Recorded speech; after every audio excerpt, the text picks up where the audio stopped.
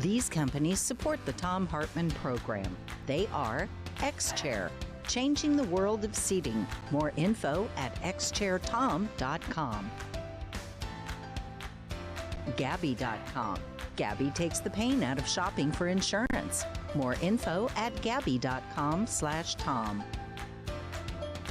HelloFresh, delivering fresh ingredients and mouth-watering recipes. More info at hellofresh.com, code TOM. Boll and Branch, crafted for the common good. More information at bollandbranch.com, code TOM. ExpressVPN, the VPN that just works. More info at expressvpn.com/Tom. And CB Distillery, CBD for sleeping. More info at cbdistillery.com, code TOM.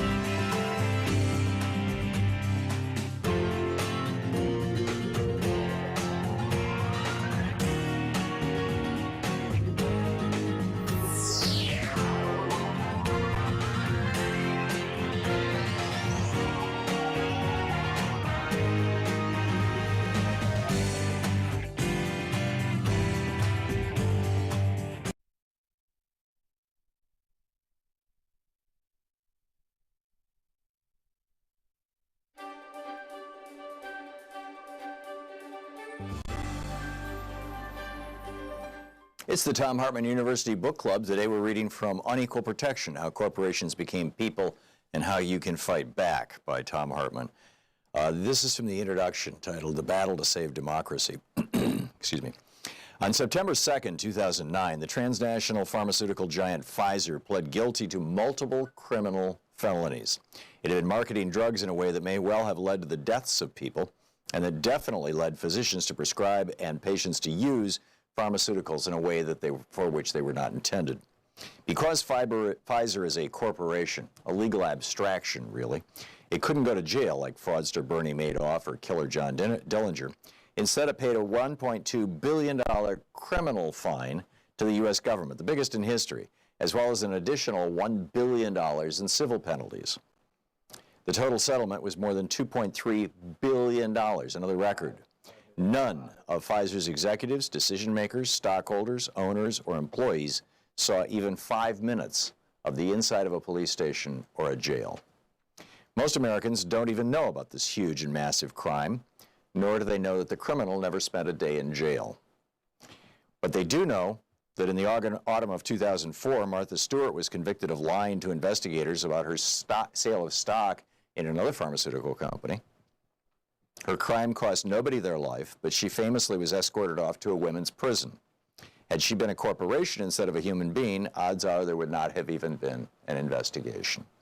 Yet over the past century, and particularly the past 40 years, corporations have repeatedly asserted that they are, in fact, persons, and therefore eligible for the human rights protections of the Bill of Rights.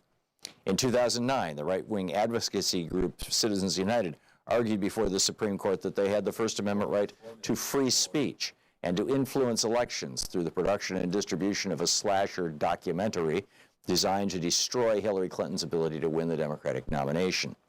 Some political observers assert that they did this in part because they believed that a black man whose first name sounded like Osama and whose middle name was Hussein could never, ever possibly win against a Republican, no matter how poor a candidate they put up.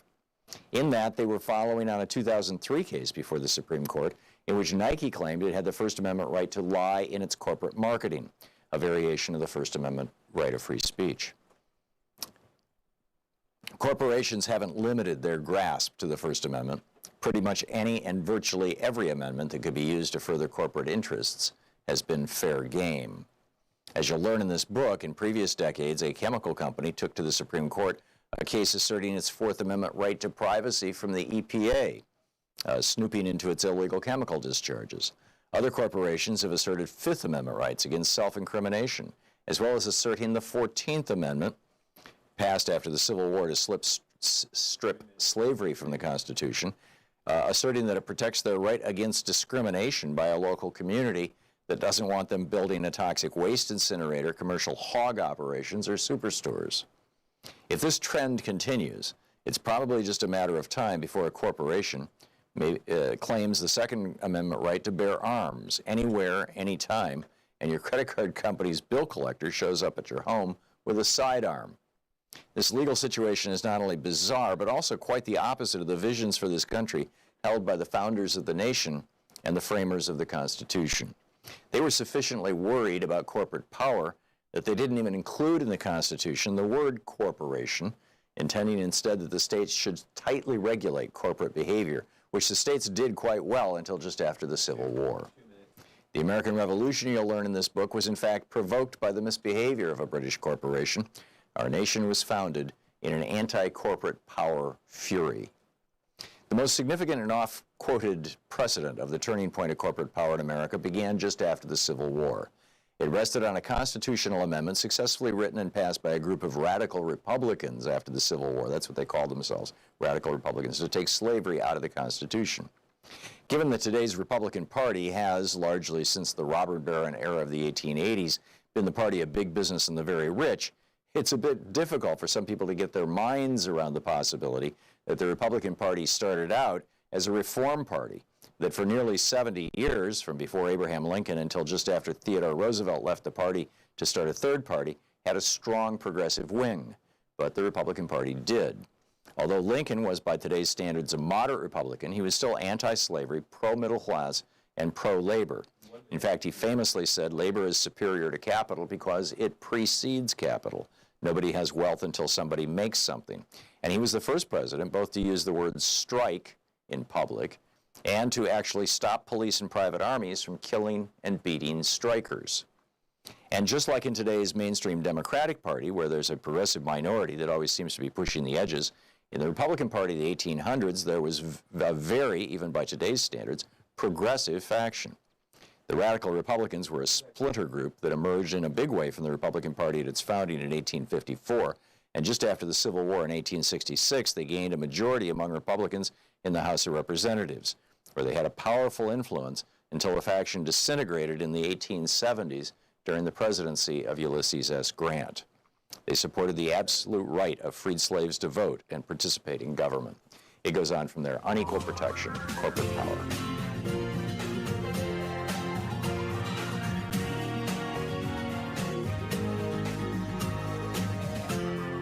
This is the Thom Hartmann Program.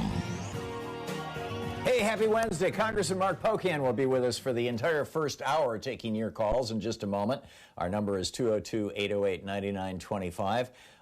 In our second hour, I want to do a deep dive into Mitch McConnell's new proposal to bring back the Three-Martini lunch that was toxic even to Ronald Reagan, and give absolutely nothing, basically, to workers. 1 month of extended unemployment benefits, no extra dollars, and I'm sure Congressman Pocan has thoughts on that. We're going to do a deep dive on that in our second hour, though. And in our third hour, Professor Gar Alperovitz is going to be with us. Just a fascinating guy, involvement in the anti-war movement back in the 60s and 70s, in the Pentagon Papers, and right up to today, this working really hard to create a new economic system in the United States. But our first hour Wednesday here, Middays with Mark, Congressman Mark Pocan is with us. He represents the 2nd District of Wisconsin in the U.S. House. He's the co-chair of the Congressional Progressive Caucus. His website is pocan.house.gov, and you can tweet him at @RepMarkPocan.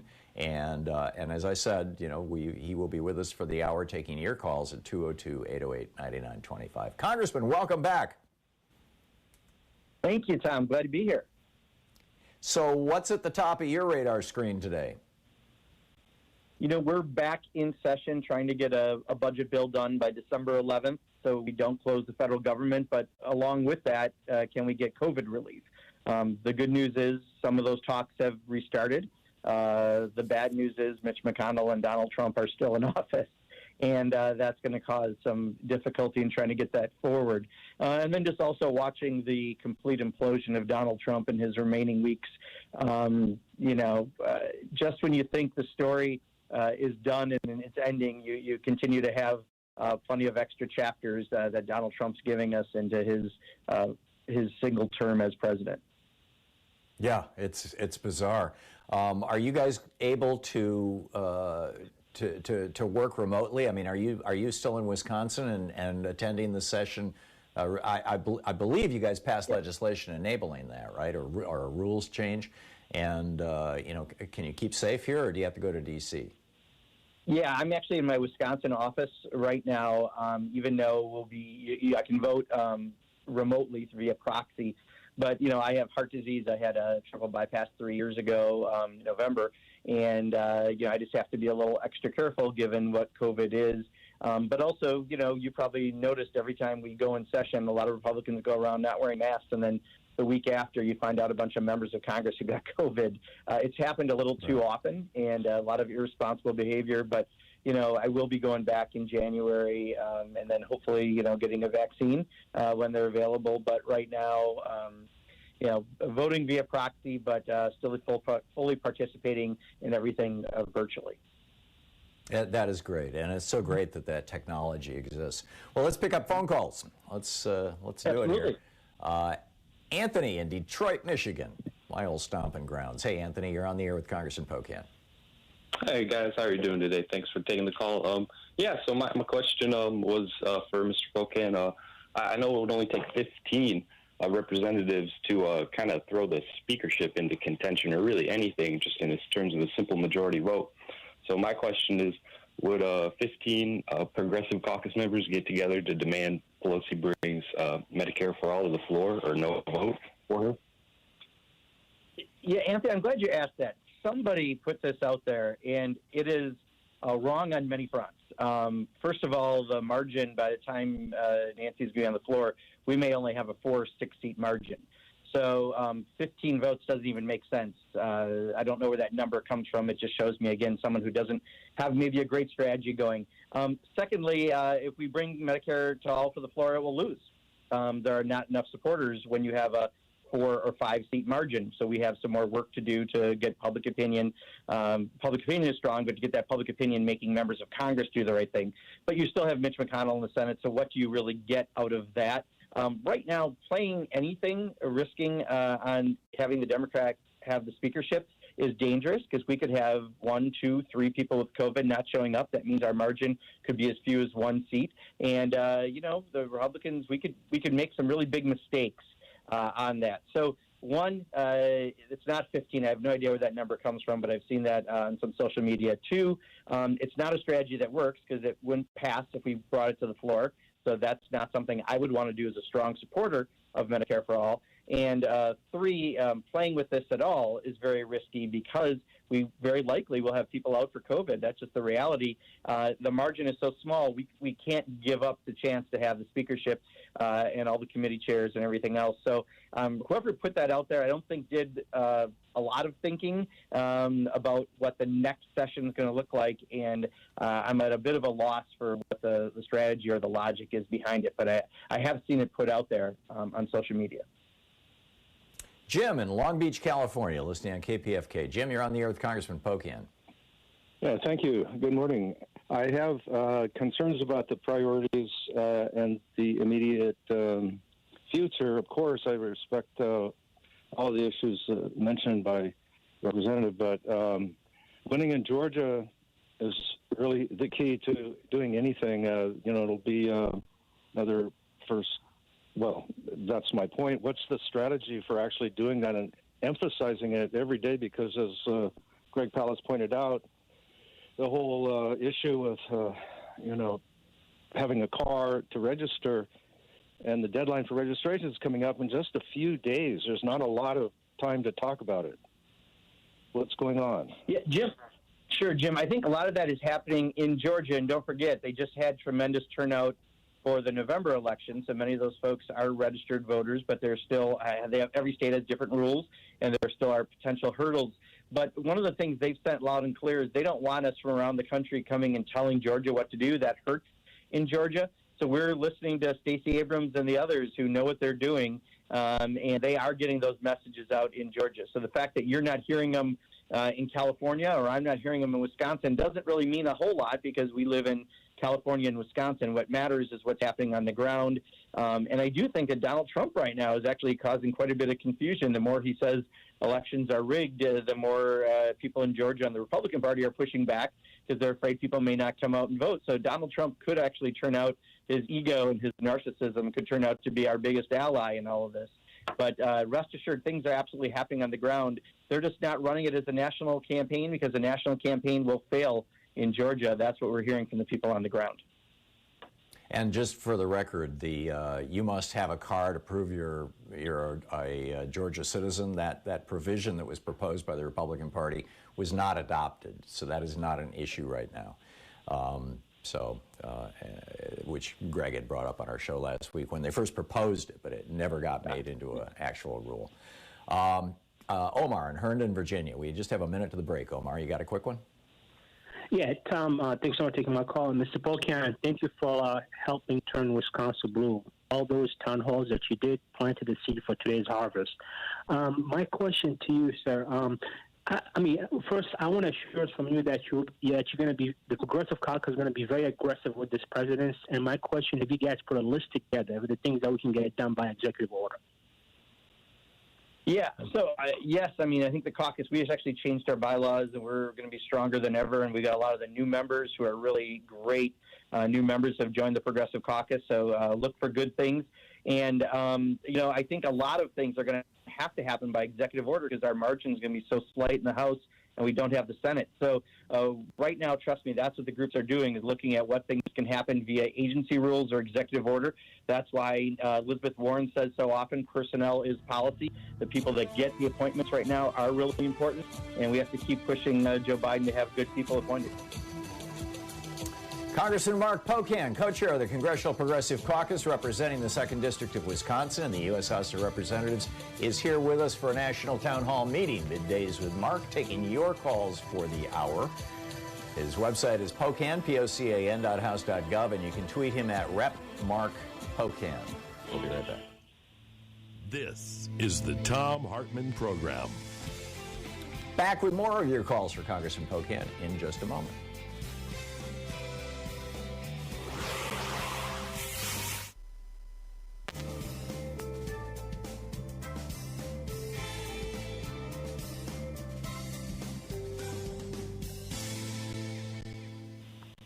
And welcome back. Alan in Seattle, you are on the air with Congressman Pocan. Good morning, Congressman. Looking past the current Congress in hopes we'll get a better one, I am concerned about our heroes on the front line, the doctors, nurses, and anybody else working in healthcare, with the unprecedented number of deaths. These people are going to need support about the June when they can finally catch a breath. They are mentally exhausted, physically exhausted, emotionally exhausted. They're the last people that these dying populations see. Can we put some help in there? They're going to need long-term psychiatric care.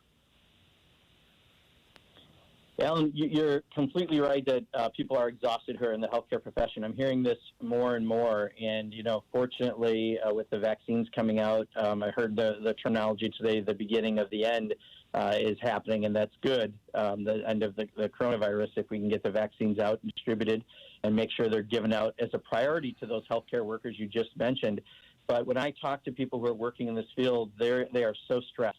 And they're so worried, and that's why in states like Wisconsin, where we've had, unfortunately, way more cases than we should as a percent of our population in the country, we're nervous because if someone gets exposed, they have to be quarantined. Others are getting sick. Suddenly, you've got real strains on the system, our hospitals, our clinics, etc. So we need to do more. That's part of what we had in the bill that the House passed, was more protections for those frontline workers, but we can't get that right now through Mitch McConnell. So you brought up, I think, one of the most important points right now, and that's why everyone has to be as selfless as possible, even at the holidays.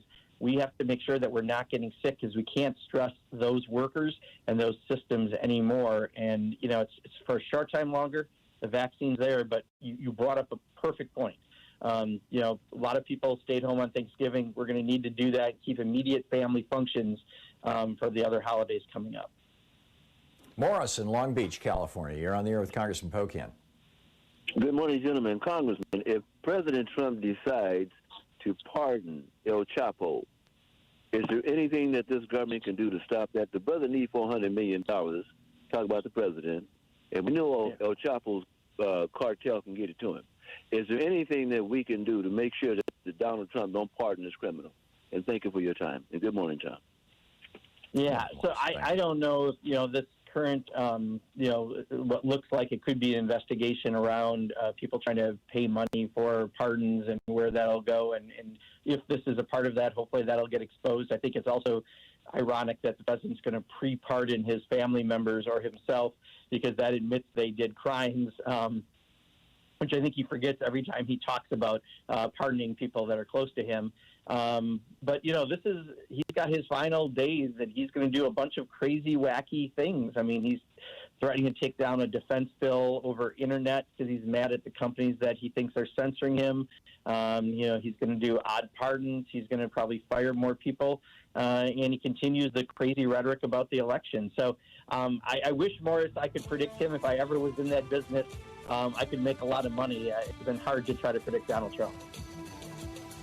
Congressman Mark Pocan taking your calls for the hour. We'll be back with more of your calls in just a moment.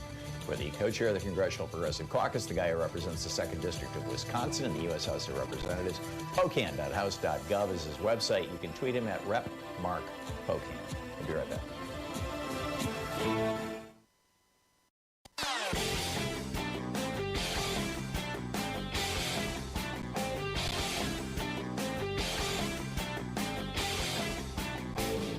I'm speaking at the Bioneers 2020 conference. It's running December 5th and 6th and 12th and 13th. My keynote is how all life is organized around democracy. Tickets are available at Bioneers.org, and there's a 20% discount with the code TOM, T-H-O-M.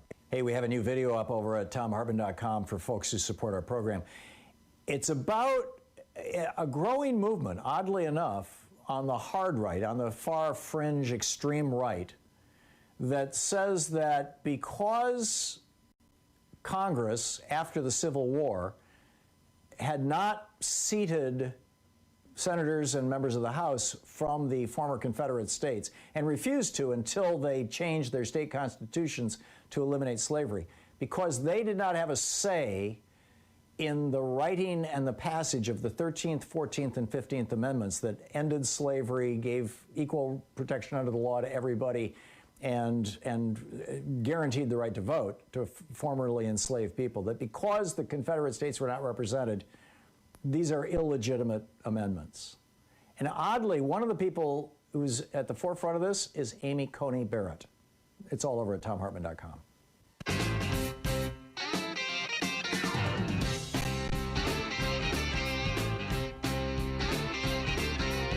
Welcome back. Congressman Mark Pocan taking your calls for the hour. And Candace in Salem, West Virginia, you are on the air with Congressman Pocan. Yes, good afternoon, Congressman Pocan. Hi, Tom.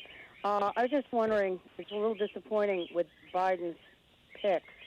I don't know if there's such a progressive background, which I know you are, and it looks a little bit more like BlackRock hedge fund folks. I'm a little scared that, you know, I was hoping for Bernie, of course, and Elizabeth Warren, but if you could just let me know if maybe something good is coming our way as far as progressive candidates. Thank you.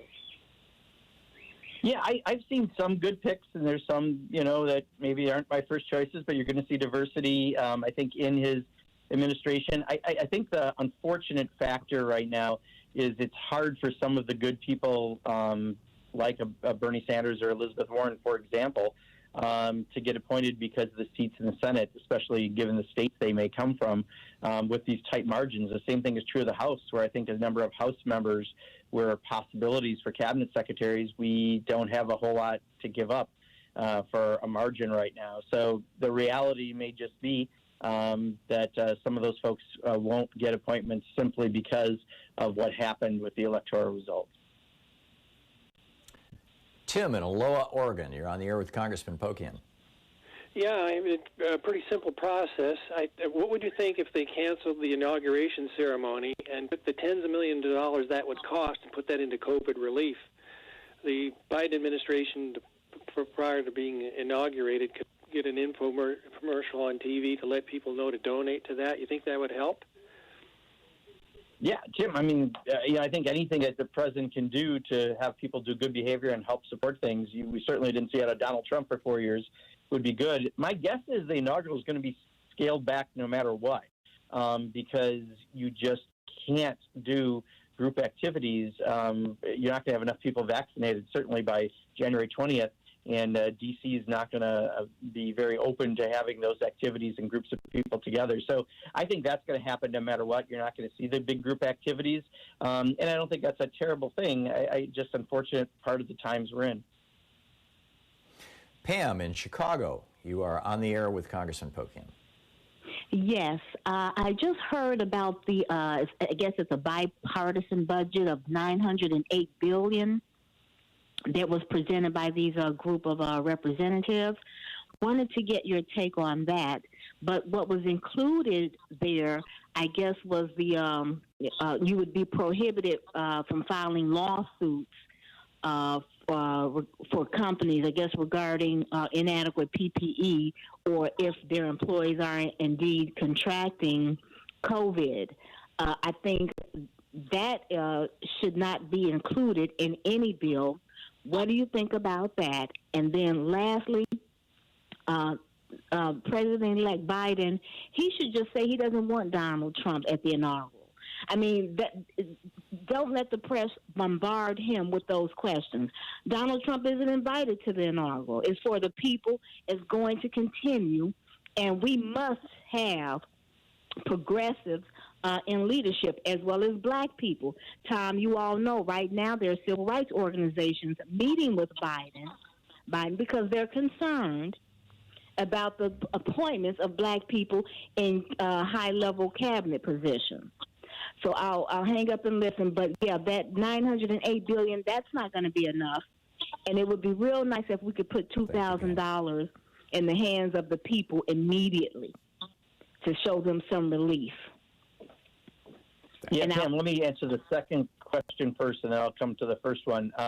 I don't know if the man-child that's known as Donald Trump will show up anyway because he's a spoiled individual, and I don't think he's going to show up. So I think that some of that will be moot, and it's fine for Joe Biden to say he wants the outgoing president to come because that's how we have always done our transition of power. I just don't know if Donald Trump is man enough to actually do that.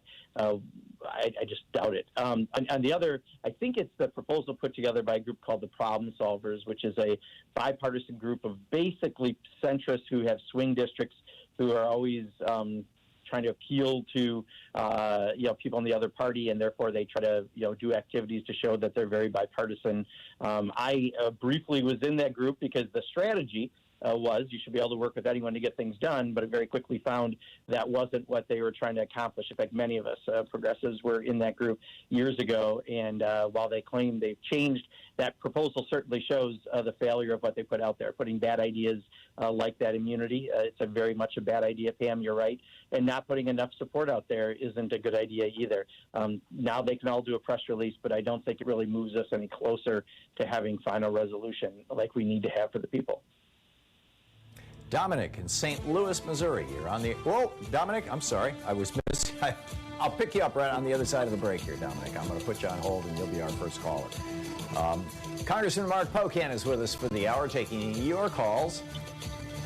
Pocan.house.gov is his website. You can tweet him at Rep. Mark Pocan. He's co-chair of the Congressional Progressive Caucus, represents the 2nd District of Wisconsin in the U.S. House of Representatives. And we'll be right back with more of your calls for Mark Pocan. You're listening to the Thom Hartmann Program. Call 202-808-9925. It's the place where smart people get their news and where we do these national town hall meetings. We'll be right back.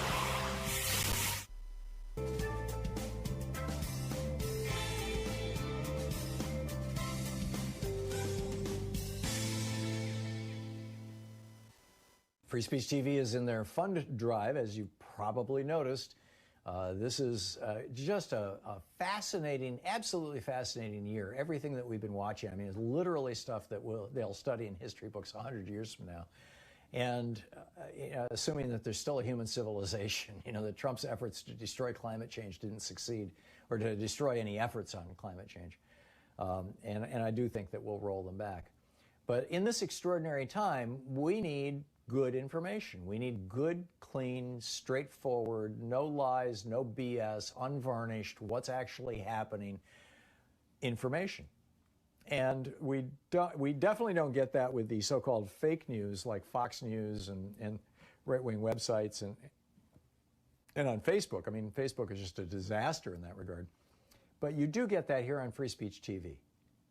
Every host on Free Speech TV is absolutely willing to be accountable for everything they say. And every now and then I'll get something wrong, and bing, I get a tweet or I get an email from a viewer saying, hey, wait a minute, you got that year wrong, or your citation was off, or whatever it may be. And I'll go on the air and correct it, the next day or the next, as soon as I learn. And I'm pretty sure that's universal across hosts on Free Speech TV, because one of the things progressives really value is the truth.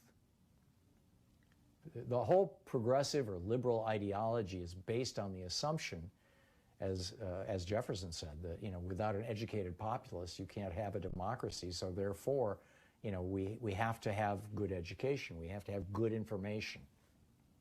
And Free Speech TV is that, right here, right now. And they need your help. 877-378-8669 is the phone number. Please call now. Tell them you're watching the show.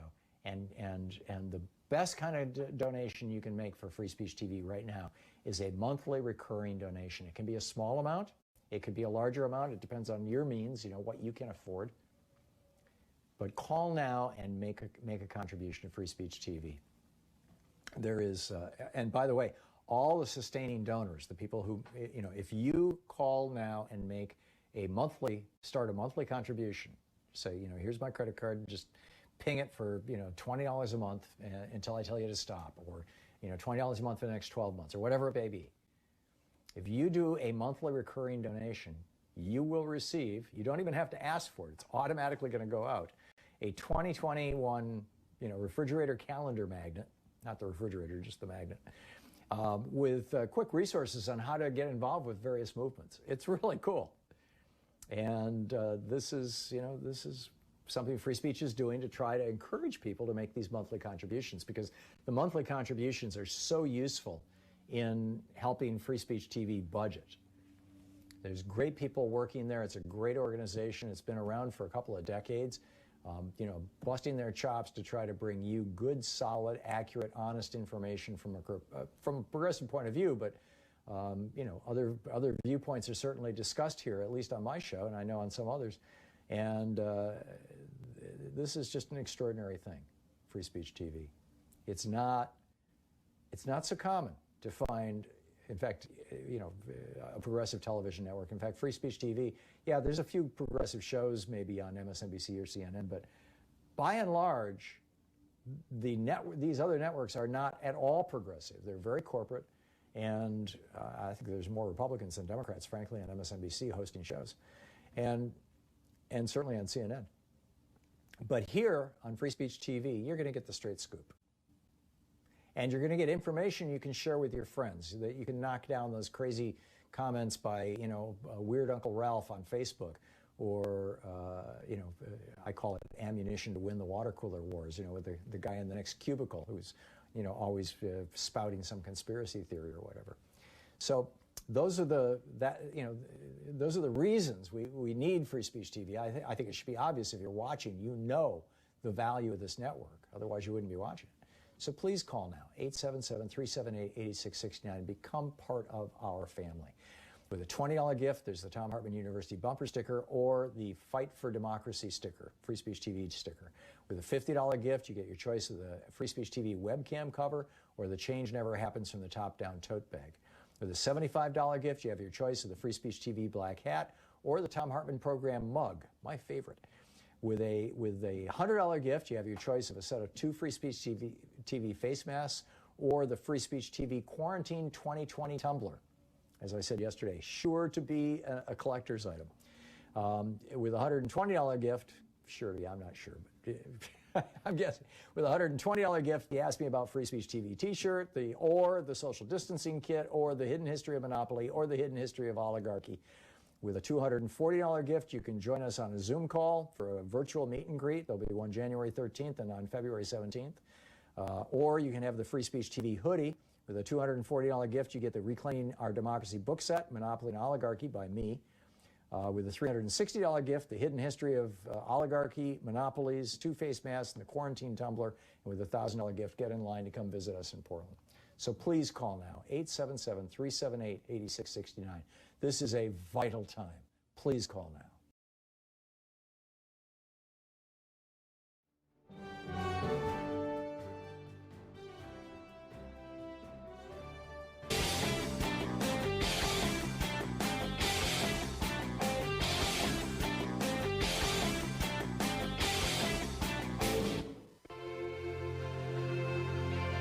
Climate scientist Dr. Michael Mann joins the science revolution for the full episode this week. He's the creator of the hockey stick graphic that Al Gore made famous to describe global warming. His latest book is The New Climate War, and he drops by to answer the question, have humans passed the point of no return in the climate crisis? And is there hope? He also explains why storms are getting worse because of climate change. Plus, what will it mean to return to the Paris Agreement, and how will things change with scientists back in charge in the Biden administration? Tune into the Science Revolution wherever fine podcasts are available.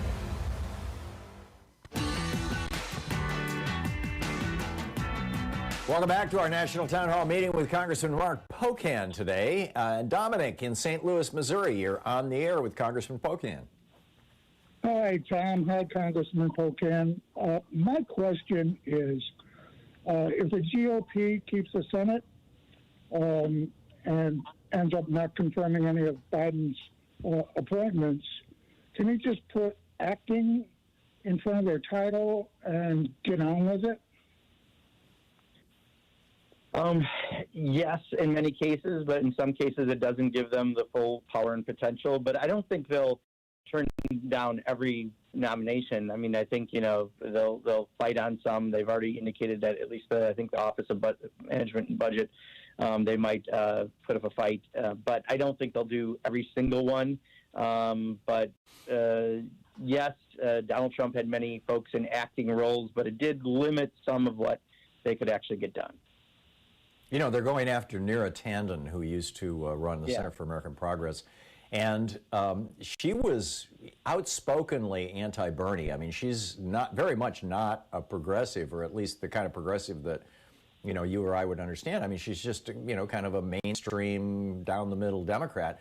What they seem to be upset about is that she has outed a bunch of Republicans for misbehavior in tweets and in publications. So it's more like they're pissed off at her than they think she's too far left. Is that a reason to deny somebody a cabinet appointment? If they had a problem with people's Twitter accounts, I think there's another person they could have had a problem with for the last 4 years. There you go. So clearly it's disingenuous, yeah. Yeah, but that's what they're citing, which is just mind-boggling. Yeah. Anyhow, Lee in Council Bluffs, Iowa, you're on the air with Congressman Pocan. Hi, Representative Pocan. My question is, with Barr reinstating the special prosecutor investigation of the Russian investigators, do you think it could be kind of a setup by Trump-Barr so that they will be able to say that Biden administration ended it when they do end it, shortly after they take office, and then the Trump administration, ex-Trump administration, can say, hey, Democrats ended it. There was nothing. Yeah, I mean... Oop, I'm sorry. I thought she was done. I'm sorry, Lee. I didn't mean to talk over you there. Lee, this is more of the fragile snowflake known as Donald Trump, right, in his final days, needs these things done. And so whoever's around him, who's ever survived at this point in his administration, is still doing him little things that like we would normally do with a spoiled child, you're doing with Donald Trump. So, you're right. I'm sure they'll claim that in the end. But, this is just one more thing for Donald Trump to claim he never did anything wrong. He was unfairly impeached and blah, blah, blah, blah, blah. Donald Trump rhetoric.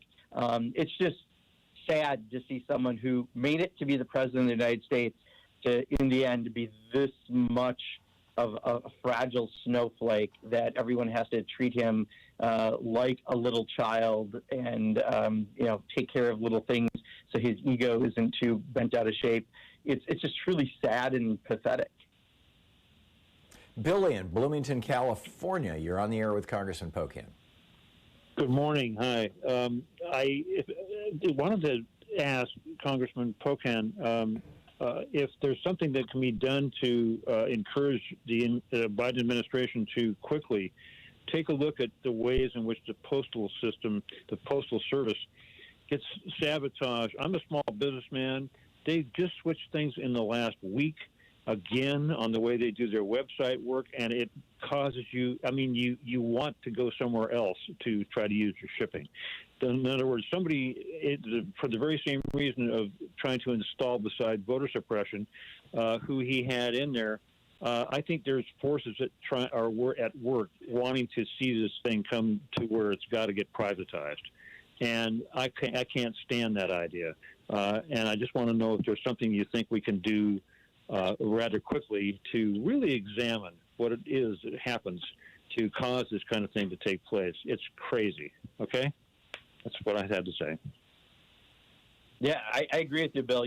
Tom was a small business person. I'm a small business person. My district, when I go to the smallest communities, the things they tell me in order to still live in those communities because they've lost most of the manufacturing jobs due to bad trade deals decades ago, is they have home-based businesses and an agrarian economy, and they need the local post office, and they need broadband. And you're right. We need to protect what's in the Constitution. The post office, don't forget, is in the Constitution, one of the services that we have to take care of. I'm quite sure Joe Biden will be very good about that, but your instinct is right. And don't forget, Darrell Issa is coming back to Congress. He used to be the chair of the Oversight and Government Reform Committee, and he was hell-bent on trying to privatize the post office. He wanted to get rid of 6-day delivery, do only cluster boxes, all these other ideas. So there will be continued attacks in this Congress on the Postal Service, but I do think the good news is Joe Biden does respect what they do, and I think we can get it back in order. I can't tell you how long, but hopefully as soon as possible. Tyrone in Harlem, New York. You're on the air with Congressman Pocan. Hello. Thank you for taking my call. I'm concerned about the pandemic response team that the president dismantled. I'm wondering how long it's going to take before Joe Biden put this pandemic response team back in effect because, another virus could be going on right now and we don't know about it on top of the one that we're dealing with and could be more dangerous. I don't see how they cannot hold this president responsible for what has happened because he disarmed us from this virus that is running rampant throughout this country and the world. Yeah, Tyrone, you're right. He's completely inept in how he's handled COVID, mainly because, again, of his ego. Didn't want to admit he did anything wrong. That's why he, makes fun of people who wear masks, because to him, those are symbols of failure. They are, but so are many things symbols of his failure, including the 270,000 people who've died and the millions who've been infected and who are going to continue to have health problems. I do think that right now Biden is already moving on things. And while it hasn't been as smooth because the president, still hasn't admitted he's lost the election, although he basically has, Joe Biden's already moved ahead and has a team working on this and will do everything he can to make sure that the vaccine is distributed as effectively as possible. And that's the real important thing right now. We are at that beginning of the end, right? We now have the vaccines. In the next couple of weeks, the FDA will approve a few for release in the United States. And I think, we're going to have some issues of making sure people understand it is safe to use the vaccines. And I trust Dr. Fauci and others who've been very involved in this. But Joe Biden does appear to be very much on top of this.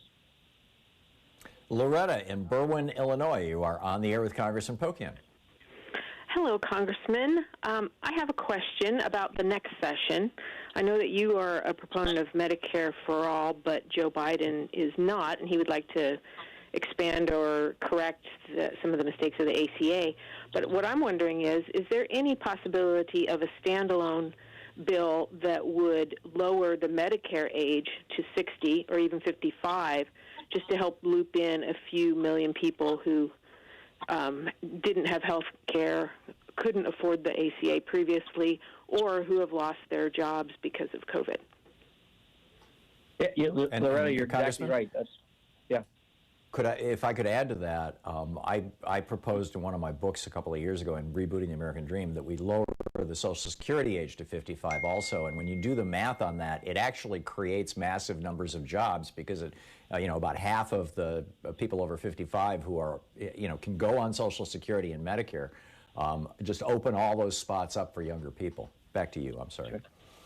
Yeah, well, I haven't seen what Joe Biden said around that. So, Tom, I can't give you a great answer, although I would love to see that because I think you're right. In fact, I was just making a comment the other day. I don't see how people, especially, many people who work as laborers, for example, your body just can't keep up. And don't forget, the Republicans have often said they want to raise the retirement age, but they're not thinking of people who work for a living, and that just doesn't work out.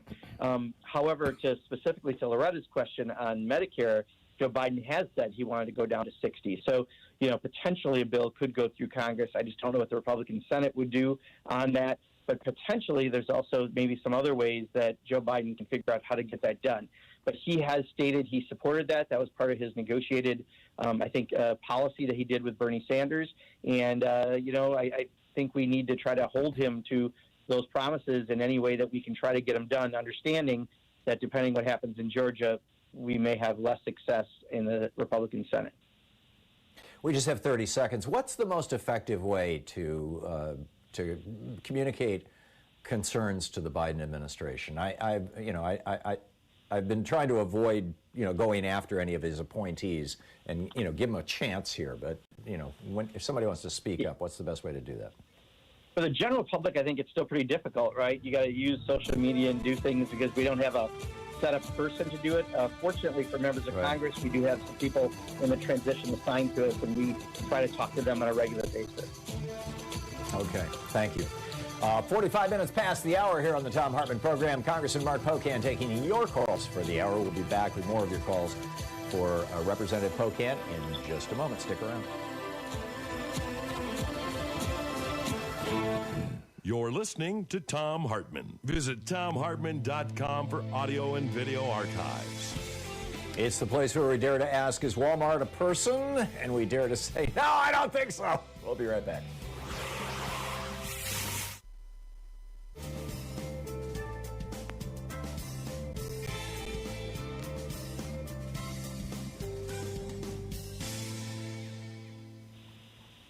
And welcome back. Michael in Chehalis, Washington. You're on the air with Congressman Pocan. Hey, good morning, man. A gal before me kind of stole my thunder. It was about, would you, Representative Pocan, vote for that $908 billion if it came up? Well, Nancy would have to put it up. So that means at that point she would be agreeing to this. Right now it's a proposal by a group called the Problem Solvers that some of us also refer to as the problem makers. I'm not a big advocate for what they're doing, and I think with some of those proposals in there, it's the poison pills for many of us. But ultimately, Nancy's trying to get a bill that's as bold as what we voted on twice in the HEROES Act, right? Once with over $3 trillion, and most recently we scaled it back over $1 trillion. We need to get help to people as soon as possible. And somehow helping people is not giving immunity to big corporations. Tina in Hopland, California. You're on the air with Congressman Pocan. Thank you. Good morning. Mr. Pocan, are you aware of this? My tax preparer has notified me that the federal unemployment dollars will count towards the Affordable Care Act's income ceiling. He said this was not in the original plan, but somewhere along the line it was changed. So that will put us over our ceiling limit, and now we are going to have to pay back every penny of our retail premium back to the IRS. And will that happen in this next round of stimulus? This is devastating. his words, and I'll quote, "Do you know how many lives this will destroy?" Yeah, Tina, I agree. I mean, it runs counterproductive to what we want to accomplish with the Affordable Care Act. And unfortunately, there's going to be many things like this, from the money that people might have gotten support from PPP loans. Right now, I think is still taxable. There's going to be a lot of questions that have to get resolved. And I think they're working on all of this for the December 11th date that we have to get a bill done. How much of that gets done by then, how much we have to do retroactively, don't forget that often happens too with Congress when it comes to taxes. So all is not lost if it doesn't happen by then, but it certainly makes it tougher to do once you get to that retroactive state. But I don't think anyone's intention was that money would make it harder for people who are just trying to get health care through the Affordable Care Act. So I appreciate you bringing that up to me, and I'm going to do a double check on it myself. Yeah, that's a big topic. We just have about 35, 40 seconds. What do you think the chances of getting a stimulus through that actually starts putting money in people's pockets are? Well, yeah, I don't know, Tom. I wish I could tell you. You know, Mitch McConnell has been pretty insistent, and those senators who all want to be president in 4 years are pretty insistent that we don't need to do anything. I guess on the good news front, since there are vaccines, this is going to end sooner, and we can see that in sight. Maybe we can get a scaled-back package, not that scales it back for the purpose of what the problem solvers or problem makers are trying to do, but a scaled back that gets us to a point where Joe Biden's president, and then there may be other things we can do. I think that's what we're looking for right now. Yeah, we've got basically a 7-week window here that we've got to make it through. Yeah. You know, it's going to be really tough. The day after Christmas, all that unemployment expires. It's amazing. Yeah. Congressman Mark Pocan taking your calls for the hour. We'll be right back in just a moment.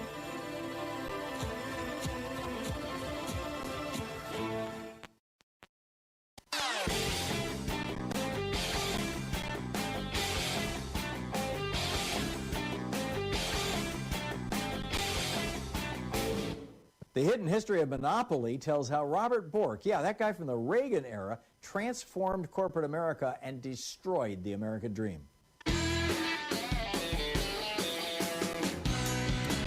Welcome back. Congressman Mark Pocan taking your calls for the hour. Carol in Battle Creek, Michigan. You're on the air with Congressman Pocan.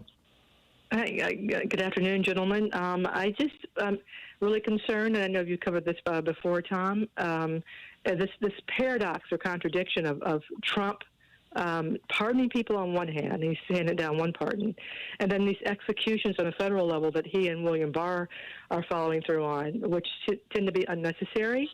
And the prosecutors have written trying to block this. Certain prosecutors have. And there's extenuating circumstances or mitigating circumstances with these cases. The apparent barbarism with this, what are progressives doing on your level, the legislative level, if anything, and what can we do as progressives to sort of form a critical mass? I mean, this contradiction is just so glaring. Yeah, Carol, so bluntly, on the legislative level, there's not much you can do because we have a Republican Senate, right? So they're not going to care like you and I care about what he's doing. But I think our best approach is really on legal challenges that can try to slow something down that he's doing. But, he's going to take advantage of every day that he's still in office to do bad things because Donald Trump is a bad person at the end of the day. That's the problem we have. So really you have to count more on legal challenges than anything legislatively because I don't think you're going to have a willing Senate to suddenly grow a conscience or a spine when it comes to Donald Trump. Mark in Philadelphia, Pennsylvania. You're on the air with Congressman Pocan. Gentlemen, how are you? Congressman, I wanted to ask if you knew anything about an ongoing investigation into the National Rifle Association. I believe there was a few people subpoenaed and indicted, and there was some Russian money that was laundered into them. And did Attorney General Barr interfere in that investigation in any way, or can Donald Trump pardon these people before it even gets to a trial or anything? Because there was $25 million of Russian money that was definitely laundered into the NRA. I believe it went to his campaign. And a Russian spy named Maria Butina actually did 15 months in jail for laundering that Russian money. Yeah, my question, Mark, is I'm trying to remember if that was a state investigation or a federal one. because obviously a state one can continue. Federal, I'm sure it's being slow walked in this Department of Justice, but I just haven't followed that issue recently. You are correct. I remember there was an investigation and there was potential Russian money, and all of that is ringing a bell. I just haven't looked at this very recently.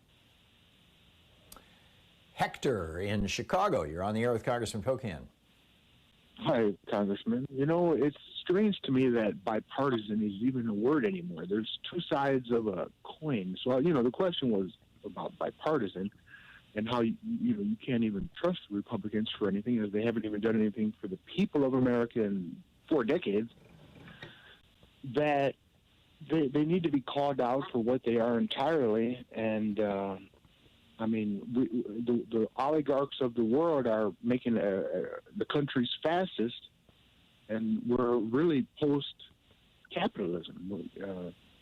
So really, with the co-op, I listened to Richard Wolff and how we need to, the Democrats need to bring the people into the picture, as in, we the people are equal in power to the government, but apparently that means nothing, right? I mean, it's in the Constitution we're equal in power to the government. That absolutely means nothing. I thought he was finished. Okay. Hector, I guess, let me answer it this way, because I'm not sure if I fully got the question, but, bipartisan can be a few different things, right? I mean, when you look at some of the actions by some of the Republican leadership, that's not trying to get something done for the people. That's absolutely not bipartisan.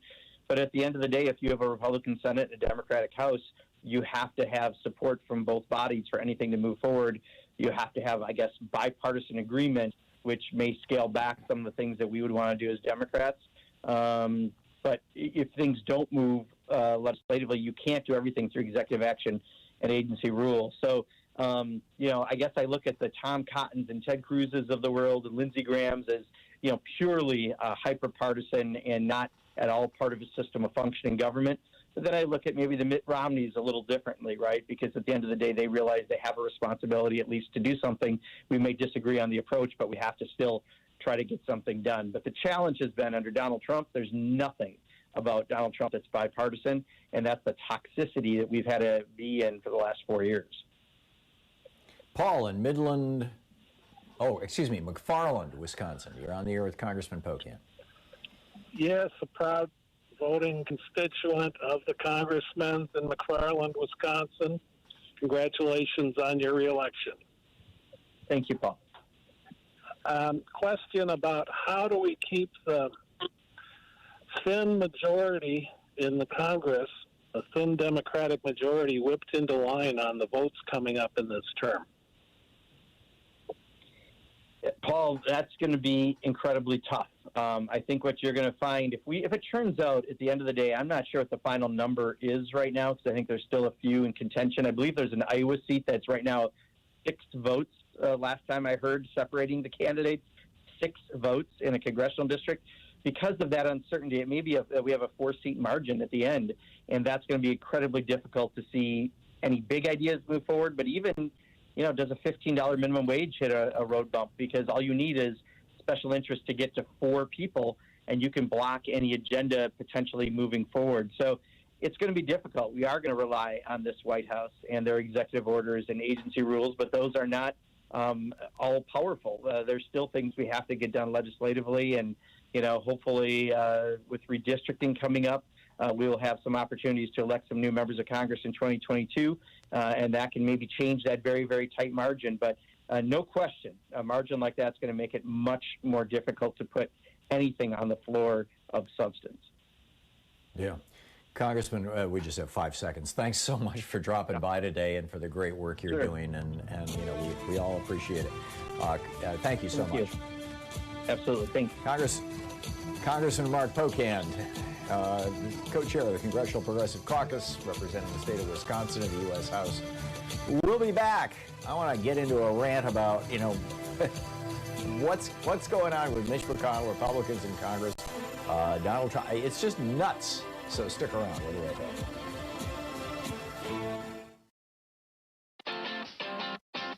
You're listening to Thom Hartmann.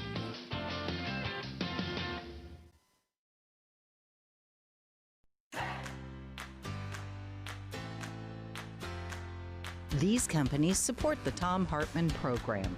They are X-Chair, changing the world of seating. More info at xchairtom.com. Gabby.com. Gabby takes the pain out of shopping for insurance. More info at gabby.com/Tom. HelloFresh, delivering fresh ingredients and mouth-watering recipes. More info at hellofresh.com, code TOM. Boll and Branch, crafted for the common good. More information at bollandbranch.com, code TOM. ExpressVPN, the VPN that just works. More info at expressvpn.com/Tom. And CB Distillery, CBD for sleeping. More info at cbdistillery.com, code TOM.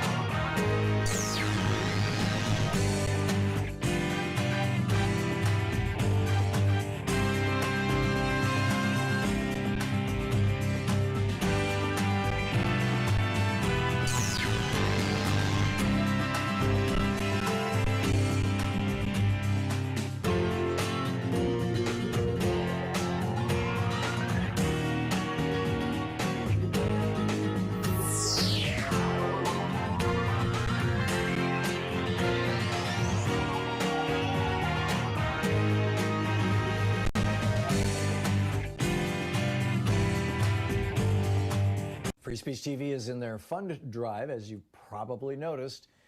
This is just a fascinating, absolutely fascinating year. Everything that we've been watching, I mean, it's literally stuff that they'll study in history books 100 years from now. And assuming that there's still a human civilization, that Trump's efforts to destroy climate change didn't succeed, or to destroy any efforts on climate change. And I do think that we'll roll them back. But in this extraordinary time, we need good information. We need good, clean, straightforward, no lies, no BS, unvarnished, what's actually happening information. And we definitely don't get that with the so-called fake news like Fox News and right-wing websites and on Facebook. I mean, Facebook is just a disaster in that regard. But you do get that here on Free Speech TV. Every host on Free Speech TV is absolutely willing to be accountable for everything they say. And every now and then I'll get something wrong, and bing, I get a tweet or I get an email from a viewer saying, hey, wait a minute, you got that year wrong, or your citation was off, or whatever it may be. And I'll go on the air and correct it, the next day or the next, as soon as I learn. And I'm pretty sure that's universal across hosts on Free Speech TV, because one of the things progressives really value is the truth.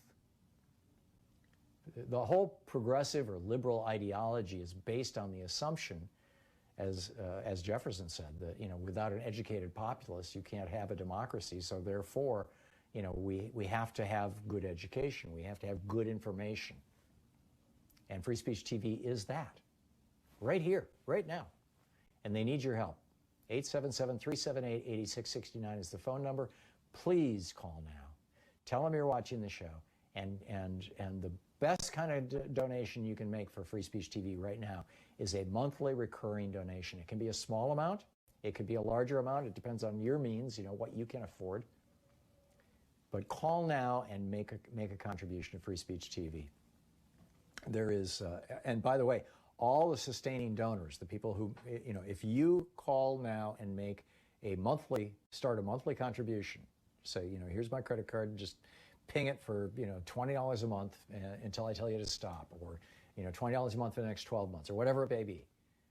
If you do a monthly recurring donation, you will receive, you don't even have to ask for it, it's automatically going to go out, a 2021, refrigerator calendar magnet, not the refrigerator, just the magnet, with quick resources on how to get involved with various movements. It's really cool.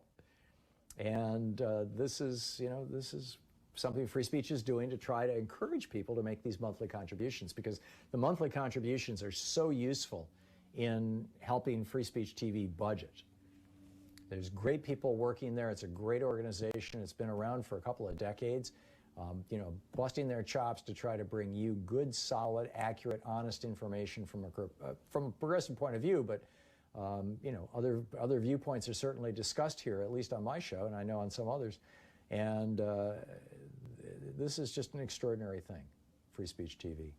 It's not so common to find, in fact, a progressive television network. In fact, Free Speech TV, yeah, there's a few progressive shows maybe on MSNBC or CNN, but by and large, these other networks are not at all progressive. They're very corporate, and I think there's more Republicans than Democrats, frankly, on MSNBC hosting shows, and certainly on CNN. But here on Free Speech TV, you're going to get the straight scoop. And you're going to get information you can share with your friends, that you can knock down those crazy comments by, weird Uncle Ralph on Facebook, or, I call it ammunition to win the water cooler wars, with the guy in the next cubicle who's, always spouting some conspiracy theory or whatever. So those are the reasons we need Free Speech TV. I think it should be obvious if you're watching, the value of this network. Otherwise, you wouldn't be watching it. So please call now, 877-378-8669. Become part of our family. With a $20 gift, there's the Thom Hartmann University bumper sticker or the Fight for Democracy sticker, Free Speech TV sticker. With a $50 gift, you get your choice of the Free Speech TV webcam cover or the Change Never Happens from the Top Down tote bag. With a $75 gift, you have your choice of the Free Speech TV black hat or the Thom Hartmann Program mug, my favorite. With a $100 gift, you have your choice of a set of 2 Free Speech TV face masks or the Free Speech TV Quarantine 2020 tumbler. As I said yesterday, sure to be a collector's item. With a $120 gift, I'm not sure, but I'm guessing. With a $120 gift, you ask me about Free Speech TV t-shirt, or the social distancing kit, or the hidden history of monopoly, or the hidden history of oligarchy. With a $240 gift, you can join us on a Zoom call for a virtual meet and greet. There'll be one January 13th and on February 17th. Or you can have the Free Speech TV hoodie. With a $240 gift, you get the Reclaiming Our Democracy book set, Monopoly and Oligarchy by me. With a $360 gift, the hidden history of oligarchy, monopolies, 2 face masks, and the quarantine tumbler. And with a $1,000 gift, get in line to come visit us in Portland. So please call now, 877-378-8669. This is a vital time. Please call now.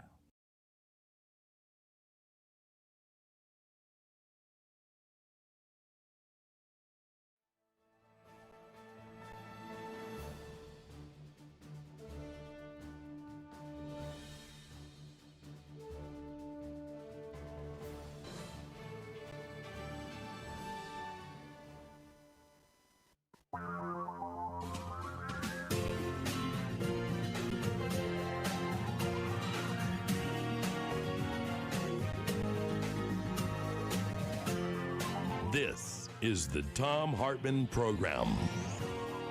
Welcome back. Thom Hartmann here with you. While the Problem Makers Caucus, this group of Democratic and Republican senators who are most heavily funded by big corporations and special interests, have gotten together and proposed tentatively some outlines that are, well, we'll see. We're still learning about it. Mitch McConnell and the Senate Republicans have actually put forward a proposal. It would let employers injure or even kill their workers and ban any even opportunity for a worker to hold their employer responsible for their disability or death. Specifically, it's intended at COVID, but God only knows how far they'll extend this, or once they get it into law, what they'll add to it, right? And it brings back the Three-Martini lunch.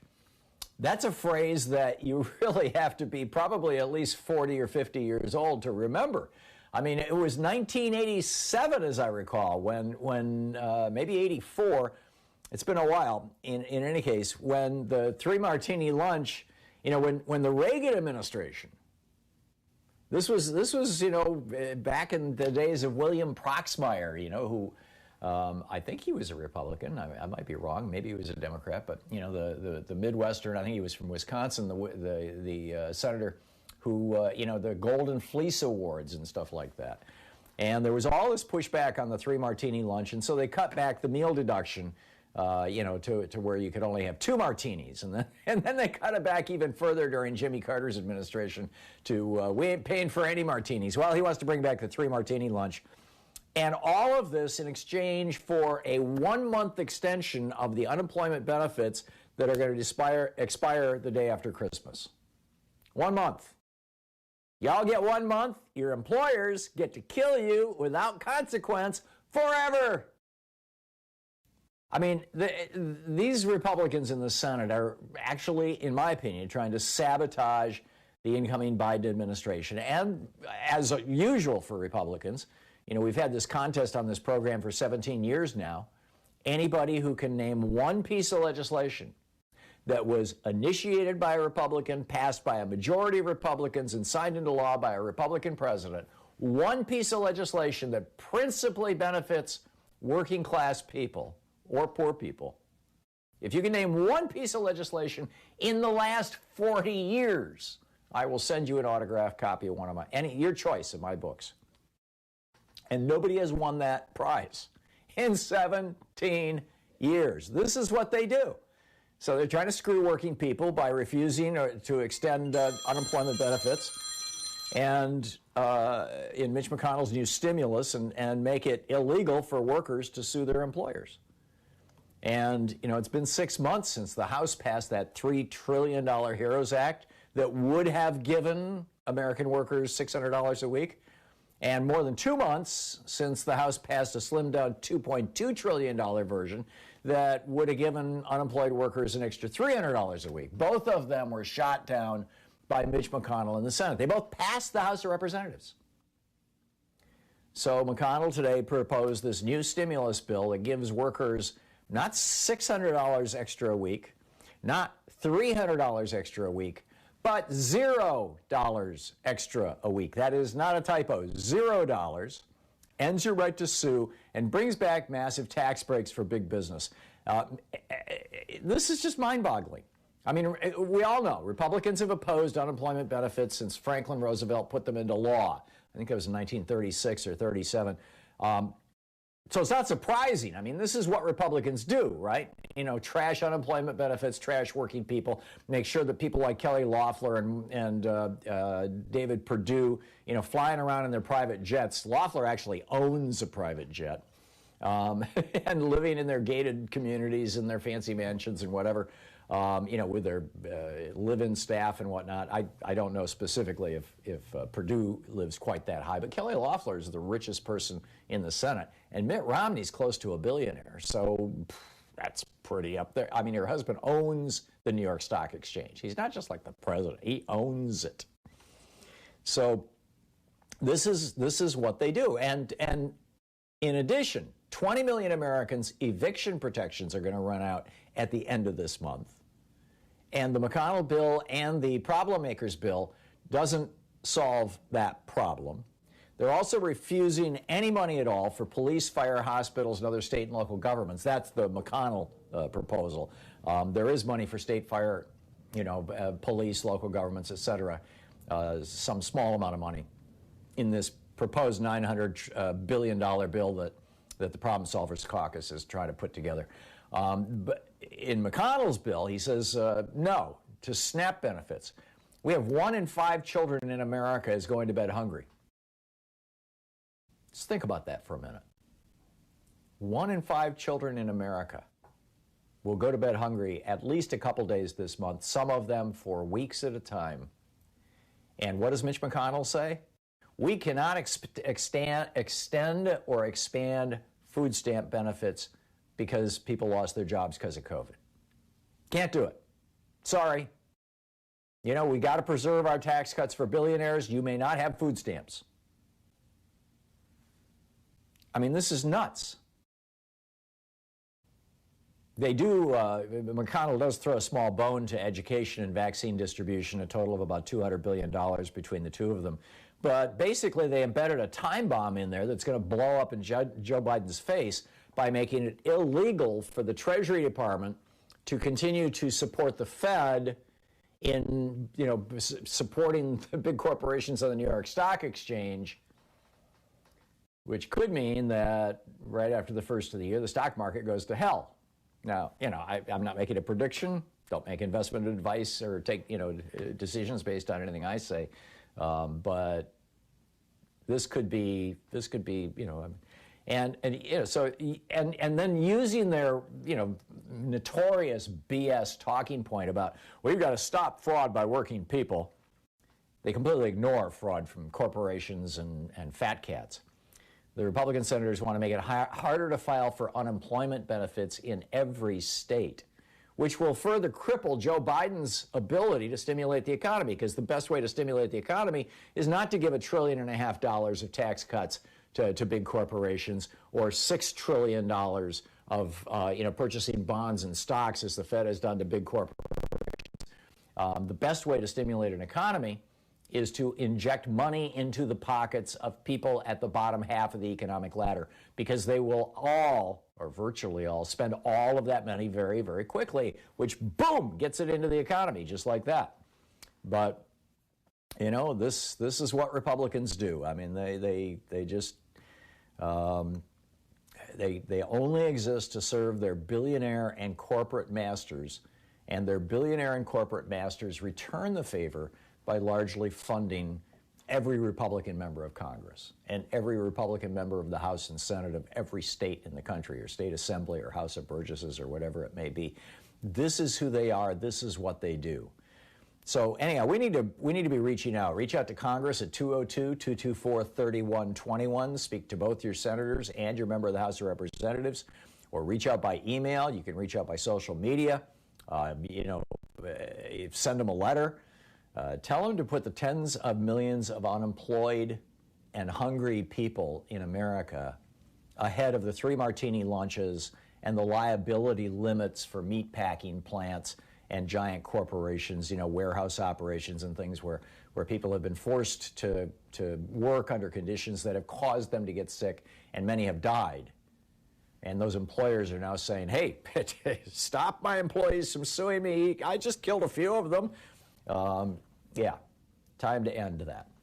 So anyhow, we'll be right back, Sean, and I think we're in a break, right? Yeah, there we go. We'll be right back with more of my rant and the news of the day and your calls. And Greg Pallas will be with us at the bottom of the hour, too. This is the Thom Hartmann Program. Stick around. We'll be right back.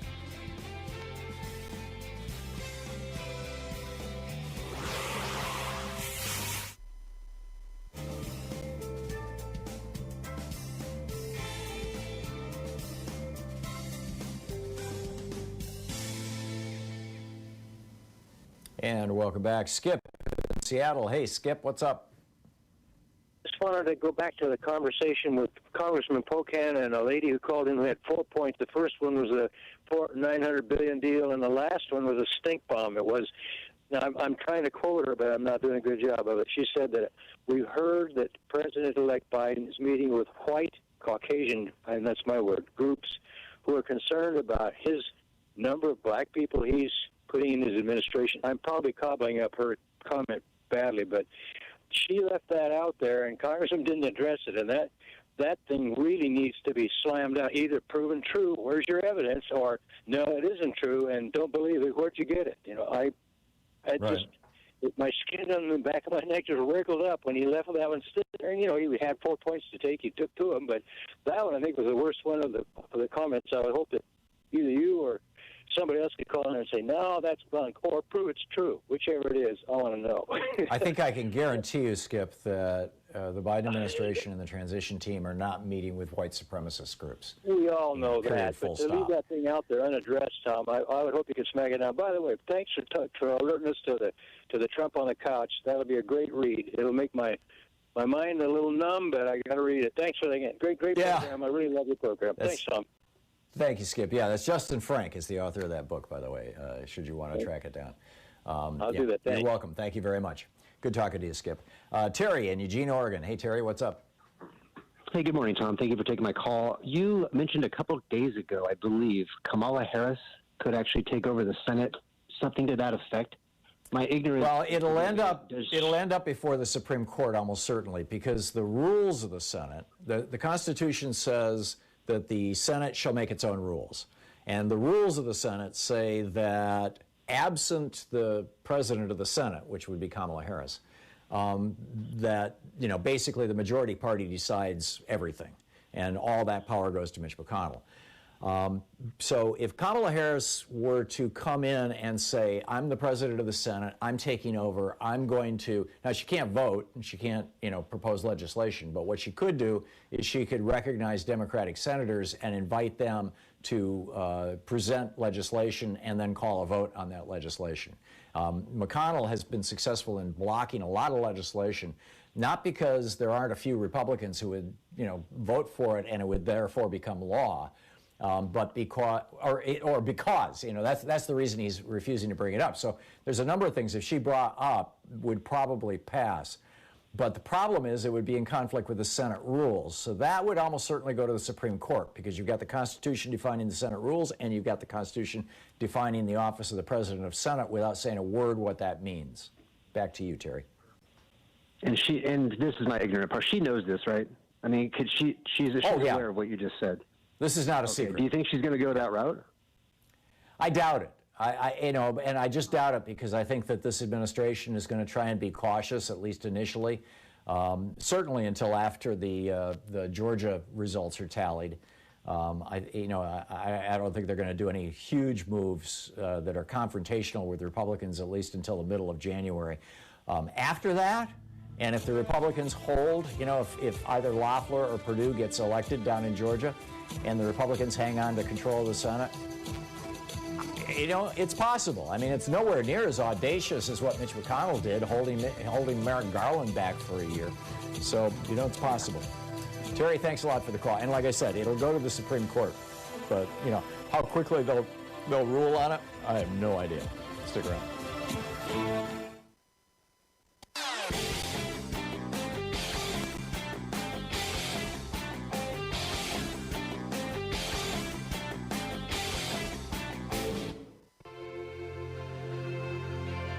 Climate scientist Dr. Michael Mann joins the science revolution for the full episode this week. He's the creator of the hockey stick graphic that Al Gore made famous to describe global warming. His latest book is The New Climate War, and he drops by to answer the question, have humans passed the point of no return in the climate crisis? And is there hope? He also explains why storms are getting worse because of climate change. Plus, what will it mean to return to the Paris Agreement, and how will things change with scientists back in charge in the Biden administration? Tune into the Science Revolution wherever fine podcasts are available. Welcome back. Thom Hartmann here with you. Just bringing you up to date on a couple of news things here. There's this group called We the People Convention, which has been working toward getting a new constitutional convention so they can rewrite the Constitution to be a truly fascist document. And they bought a full-page ad in the Washington Times yesterday urging Donald Trump to declare martial law, to lock down the country and put the army in charge. You get shot if you violate the law, right? They said the threat to our United States by the international and domestic socialist communist left is much more serious than anything Lincoln or our nation has faced in its history, including the Civil War. Right. And then General Flynn retweeted it and added a note, freedom never kneels except for God. So we've got Michael Flynn gets his pardon, and now he's calling for martial law. It's way beyond the pale. It is a violation of our freedom to have to wear a mask. But hey, if we're going to suspend habeas corpus, which means that you can now be arrested for anything, you can be held anywhere in any jail or prison or military camp for as long as they want with no due process, that's fine. Wearing masks, that's tyranny. These guys are nuts. Trump isn't just pardoning his criminal buddies, he might be profiting off it too. The Justice Department is looking into bribery of Donald Trump. Apparently an attempt has been made. The question is, was Trump in on it? Was he enthusiastic about it? And Jared Kushner and the White House and Trump have all been hit with a lawsuit from Citizens for Responsibility and Ethics in Washington that they preserve presidential records. They're saying already we have evidence of presidential records that by law need to be preserved that have already been destroyed. And this is pretty mind-boggling. Pretty mind-boggling. Anyhow, picking up your phone calls here. Greg Palast will be with us at the bottom of the hour, by the way. Paul in Woodinville, Washington. Hey, Paul, what's up? Hey, Tom, I heard you had an earlier discussion about the issue about the vice president being the president of the Senate. And so what I see here, what I've just looked up here, I think this is on Wikipedia. I don't know where I am now. It says, vice president or the president of the Senate shall preside over the daily proceedings of the Senate. Right. Presumably that means the daily proceedings are bringing bills to the floor and so on. And then it says goes into the president pro tempore is the substitute and is the senior member of the party in the majority shall preside in the vice president's absence. So what I think I see happening here is that since for some number of years, maybe back to the 30s, that the president pro tempore has yielded to another member now called the majority leader of the Senate, has basically reassigned his powers or designated. And then the majority leader redelegates those powers generally every day to a different senator. So everybody gets a chance to bang the gavel. But, Paul, when you look at the Senate rules, and I did, I went through this last week. I spent way too much time on this. And you go back to the original debates and everything else. All of the Senate rules that refer to the president pro tem and the president pro tem being able to delegate, they all start with the sentence absent the president of the Senate, comma, the blah de blah. So the Senate rules, I think, to a large extent, support the idea that Kamala Harris could simply walk in and say, hey, I am the president of the Senate. I'm going to run this body. But like I said to the caller earlier, to the extent that the Senate rules are not, I don't think they clearly say that the vice president, when in a minority, can take over the Senate, or even in a majority. Although it's happened. I mean, during the George Washington administration, John Adams, the vice president, was very active as president. He presided over the Senate during the Adams administration. Jefferson, after the Alien Sedition Act, got so pissed off that he refused to do it for 2 years. But the Senate rules are sub to the Constitution, and so yes, Kamala Harris is the president of the Senate. So it says right here. Right, but the Constitution also says the Senate shall make their own rules. That's true, but they're both constitutional events. The Senate makes their own. The Senate cannot make the rules and say the vice president it cannot preside over the daily proceedings. They can't make that rule. It says it in the Constitution. I agree with you. I absolutely agree with you. And the question is, so every day that conservative justices walks into the Senate. Right, but the question is, will 6 conservative justices on the Supreme Court agree with you?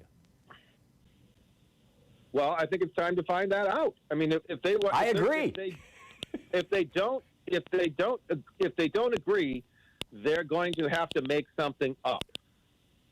Yeah. They're going to have to render a ruling, and they're going to have to be, by the nature of the Supreme Court, they're going to have to find something in the Constitution to say, no, that's wrong. Because the Supreme Court can only rule on constitutional matters. Yes. Well, no, the Supreme Court can rule on anything they damn well please. So they're going to have to find something in the Constitution to say that's not true.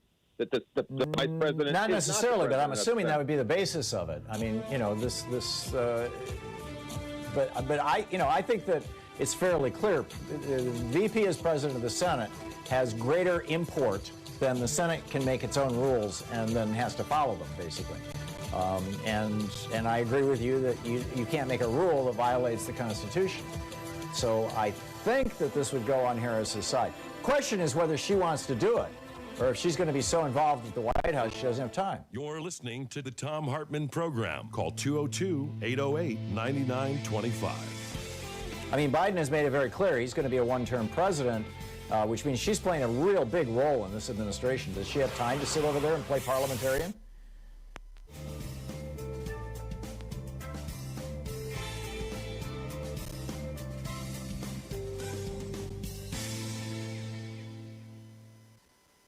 Free Speech TV is in their fund drive, as you probably noticed. This is just a fascinating, absolutely fascinating year. Everything that we've been watching, I mean, it's literally stuff that they'll study in history books 100 years from now. And assuming that there's still a human civilization, that Trump's efforts to destroy climate change didn't succeed, or to destroy any efforts on climate change. And I do think that we'll roll them back. But in this extraordinary time, we need good information. We need good, clean, straightforward, no lies, no BS, unvarnished, what's actually happening information. And we definitely don't get that with the so-called fake news like Fox News and right-wing websites and on Facebook. I mean, Facebook is just a disaster in that regard. But you do get that here on Free Speech TV. Every host on Free Speech TV is absolutely willing to be accountable for everything they say. And every now and then I'll get something wrong, and bing, I get a tweet or I get an email from a viewer saying, hey, wait a minute, you got that year wrong, or your citation was off, or whatever it may be. And I'll go on the air and correct it, the next day or the next, as soon as I learn. And I'm pretty sure that's universal across hosts on Free Speech TV, because one of the things progressives really value is the truth. The whole progressive or liberal ideology is based on the assumption, as Jefferson said, that without an educated populace you can't have a democracy. So therefore, we have to have good education. We have to have good information. And Free Speech TV is that, right here, right now. And they need your help. 877-378-8669 is the phone number. Please call now. Tell them you're watching the show. And the best kind of donation you can make for Free Speech TV right now is a monthly recurring donation. It can be a small amount. It could be a larger amount. It depends on your means, what you can afford. But call now and make a contribution to Free Speech TV. There is, and by the way, all the sustaining donors, the people who, if you call now and start a monthly contribution, say, here's my credit card, just ping it for, $20 a month until I tell you to stop, or, $20 a month for the next 12 months, or whatever it may be. If you do a monthly recurring donation, you will receive, you don't even have to ask for it, it's automatically going to go out, a 2021, refrigerator calendar magnet, not the refrigerator, just the magnet, with quick resources on how to get involved with various movements. It's really cool. And this is something Free Speech is doing to try to encourage people to make these monthly contributions, because the monthly contributions are so useful in helping Free Speech TV budget. There's great people working there. It's a great organization. It's been around for a couple of decades, busting their chops to try to bring you good, solid, accurate, honest information from a progressive point of view. But other viewpoints are certainly discussed here, at least on my show, and I know on some others. And this is just an extraordinary thing, Free Speech TV. It's not so common to find, in fact, a progressive television network. In fact, Free Speech TV, yeah, there's a few progressive shows maybe on MSNBC or CNN, but by and large, these other networks are not at all progressive. They're very corporate, and I think there's more Republicans than Democrats, frankly, on MSNBC hosting shows, and certainly on CNN. But here on Free Speech TV, you're going to get the straight scoop. And you're going to get information you can share with your friends, that you can knock down those crazy comments by, Weird Uncle Ralph on Facebook, or, I call it ammunition to win the water cooler wars, with the guy in the next cubicle who's, always spouting some conspiracy theory or whatever. So those are the reasons we need Free Speech TV. I think it should be obvious if you're watching, the value of this network. Otherwise, you wouldn't be watching it. So please call now, 877-378-8669, and become part of our family. With a $20 gift, there's the Thom Hartmann University bumper sticker or the Fight for Democracy sticker, Free Speech TV sticker. With a $50 gift, you get your choice of the Free Speech TV webcam cover or the Change Never Happens from the top-down tote bag. With a $75 gift, you have your choice of the Free Speech TV black hat or the Thom Hartmann Program mug, my favorite. With a $100 gift, you have your choice of a set of 2 Free Speech TV face masks or the Free Speech TV Quarantine 2020 tumbler. As I said yesterday, sure to be a collector's item. With a $120 gift, sure to be, I'm not sure, but I'm guessing. With a $120 gift, you asked me about Free Speech TV t-shirt, or the social distancing kit, or the hidden history of monopoly, or the hidden history of oligarchy. With a $240 gift, you can join us on a Zoom call for a virtual meet and greet. There'll be one January 13th and on February 17th. Or you can have the Free Speech TV hoodie. With a $240 gift, you get the Reclaiming Our Democracy book set, Monopoly and Oligarchy by me. With a $360 gift, the hidden history of oligarchy, monopolies, 2 face masks, and the quarantine tumbler. And with a $1,000 gift, get in line to come visit us in Portland. So please call now, 877-378-8669. This is a vital time. Please call now. Warrior Is by Robin and Harley Zephyr.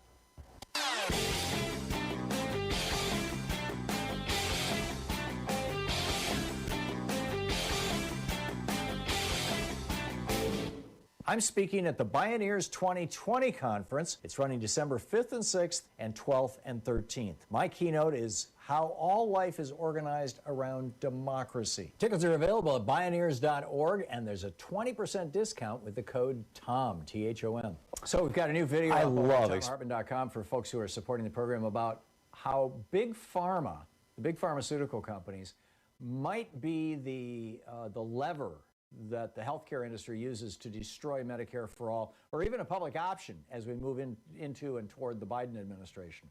And how do they do that? Well, they're spending $30 billion a year on advertising. The United States is the only country in the world, the only developed country in the world, that allows drug companies to advertise with very, very few restrictions on television. Only one other country, New Zealand, allows any kind of drug advertising on television. But in the United States, the door is largely wide open. And as a result, all of the television networks are hooked on money from big pharma and big health, as it were. You can check out all the details over at TomHartmann.com with our new video for the supporters of our program. Thank you.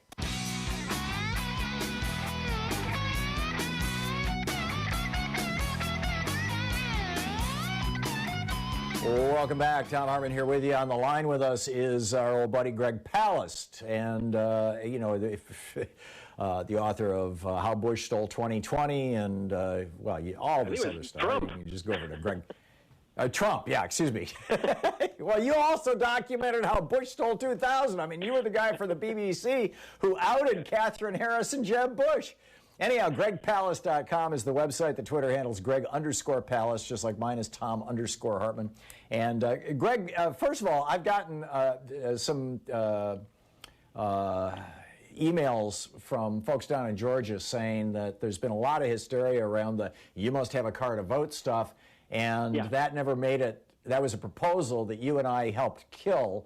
And we need to make that clear that that is not the case, because that might discourage people who don't have cars from trying to vote, and that did not happen. One, they can never take away your registration or block you from registering because you don't have a car. It's illegal. And we're going to make sure that this is done by legal action by the Andrew Goodman Foundation. But the key thing is, no, please register. Check to make sure you are registered in Georgia and register by December 7th. They were threatening. They had come up with a rule that if you don't have a car registered in Georgia, they could say you're not a Georgia resident, and they can just, and they can block your registration till you go to a hearing. Now, who's going to do that? And, of course, you'll miss your chance to vote in the runoff. So we busted it open on the Thom Hartmann Show and a lot of the other groups in Georgia, and it looks like we've stabbed it in the heart. But we're going to make sure that it doesn't come back. We're taking legal action to knock it out. But we have other big news today, too, of course. Okay, so go for it. Okay, the big news today, Black Voters Matter. That's Latasha Brown. headed by Latasha Brown, Rainbow Push Coalition, Reverend Jesse Jackson, and the Transformative Justice Coalition, and so many of the frontline groups in Georgia today sued the Secretary of State to immediately return 198,000 voters that were illegally removed from the voter rolls. Now, Tom, you remember on this show I mentioned that the ACLU released a report by my team of experts saying that the state got it wrong. They said almost 200,000 people had moved from their homes, but they hadn't moved, including, infamously, I was there when they kicked out Martin Luther King's 92-year-old cousin who'd been voting in the same place for 50 years. They just threw out. Now, we just found out something else. How did they get it so wrong? The answer was they broke the law by they went to the post office, or they got a contractor who said that all these tens of thousands of people had put in change of address forms that they'd moved. The post office and their official contractor said, these people have not moved. We don't have change of address forms from these people. We don't know where they got this list. And it is against the law, Tom, not to check with the post office when you're removing people for changing supposedly changing their address. So they broke the law. So do you think that they got these names? Yeah. You think they got these names from Interstate Crosscheck? Well, we know, as you know, I also already won a lawsuit against the Secretary of State of Georgia because I'm open up their files with their secret communications with Chris Kobach of Kansas about crosscheck. I have no doubt that the crosscheck plays some, and Chris Kobach has some ill influence here. But what we do know is that they used an unlicensed, illegal, fly-by-night operator instead of what the law requires. And guess what? They didn't think we could catch them. We had notified them of this error back in September. Then we sent them a legal letter 3 months ago. And they said, we have 90 days under the National Voter Registration Act to respond to your complaint. Well, they didn't figure on a runoff. Today is the 91st day since they got legal notice, and you've got the top voting rights lawyers in the nation, Barbara Arnwine of Columbia University Law School, C.K. Hoefler, who's the head of the National Bar Association, and, of course, Black Voters Matter, with all these organizations. So using the Palace Investigative Fund material, we held a press conference today.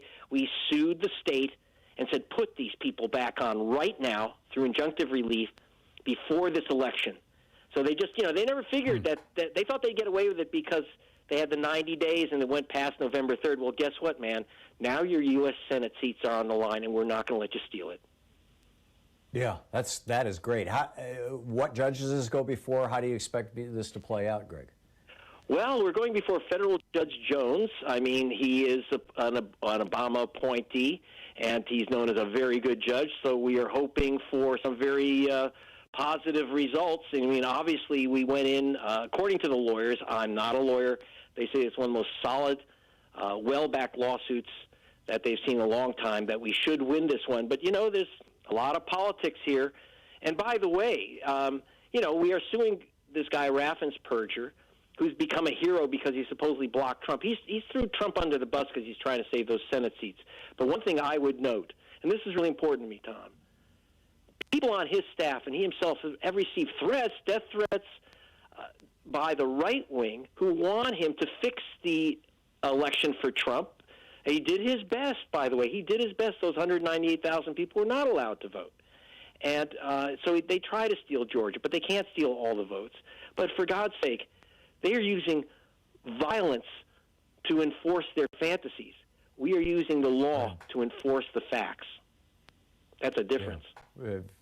Very, very well said. Well, Greg, keep us up to date. The last question with regard to that lawsuit. Is it possible, let's say that Judge Jones, did you say? Yes. Let's say that Judge Jones says, okay, this is it. You got to put those names back on the voter rolls, because obviously that almost 200,000 people still live in Georgia and never moved, and you illegally removed them from the rolls.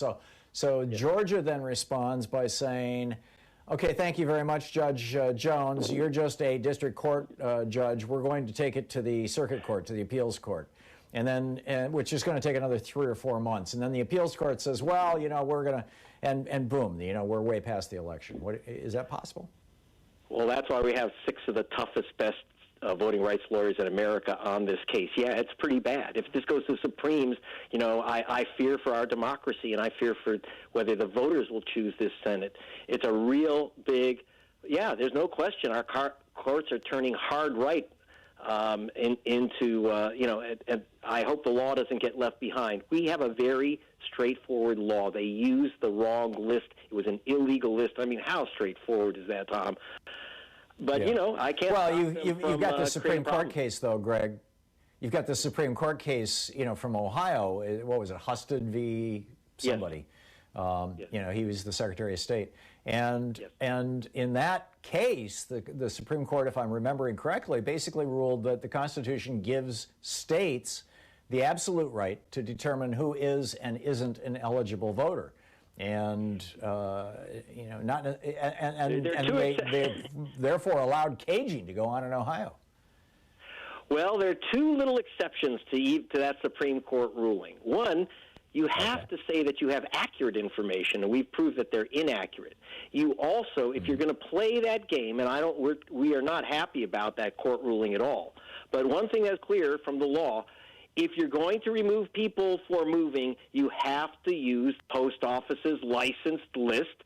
They didn't. I don't know where they got this cockamamie list, but included all these people that I met who never moved, who are still there in Georgia, who are still there in Atlanta. So under the law, you must use that list. So we got them like dead to rights. And I just don't see how they can wiggle out of this one. But, there's a lot of wiggling that's going on in America today in courtrooms, unfortunately.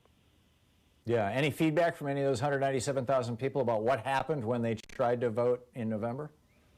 Yeah, well, some people get provisional ballots, and they feel, well, it's okay, I was able to vote, except if you're not on the voter rolls, even if you're wrongly removed, they throw away the provisional ballot. So I want everyone to check their registration. Anyone in Georgia, tell them to check it right now. You can go to SaveMyVote2020.org, SaveMyVote2020.org, see if you've been purged. But it also has a re-registration link. You can do that through December 7th. I hope our lawyers can save your vote, but you save your vote. And that's what we're trying to get across. As much as the legal action, your personal action is required. Please, everyone you know in Georgia, tell them to check their registration now. Very few people know that they've been removed from the voter rolls. Don't wait 4 hours and end up in tears. One of America's premier investigative journalists, Greg Palast. GregPalast.com, his website, and his latest book, How Trump Stole 2020. Greg, thanks a lot. Great talking with you. You got it, Tom. Thank you. We will be right back here on the Thom Hartmann Program with more of the news of the day and your calls. Stick around. You're listening to Thom Hartmann. Visit ThomHartmann.com for audio and video archives. Stick around. We'll be right back. Your calls right after this.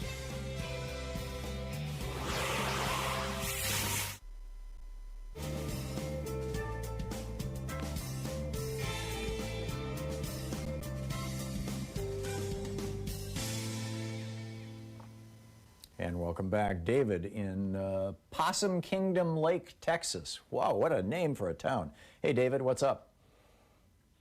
Hi, Tom.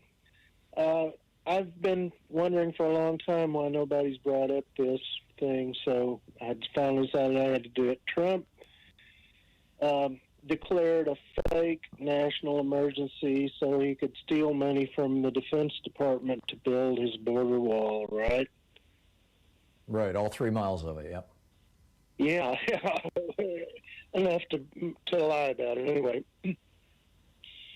So now that we have a real national emergency, couldn't Biden declare a national emergency and take money from the Defense Department to pay to the medical people and the state governments and the people in general?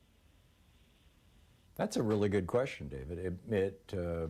It makes sense, although keep in mind, Trump is being sued by multiple parties right now about that transfer of funds, that $5 billion that he pulled out of the Pentagon budget. That was the money that was going to be used. That money was allocated, and it was going to be used to upgrade military housing. I know all that. Obviously, it needs to come from more wasted money that the Defense Department has that they shouldn't have anyway. Right. Take it out of the F-35 budget. Yeah, for example. it could also come from FEMA, and they probably don't have that much money, but he could certainly use all of that. Right now. Yeah. That's a real good question, David.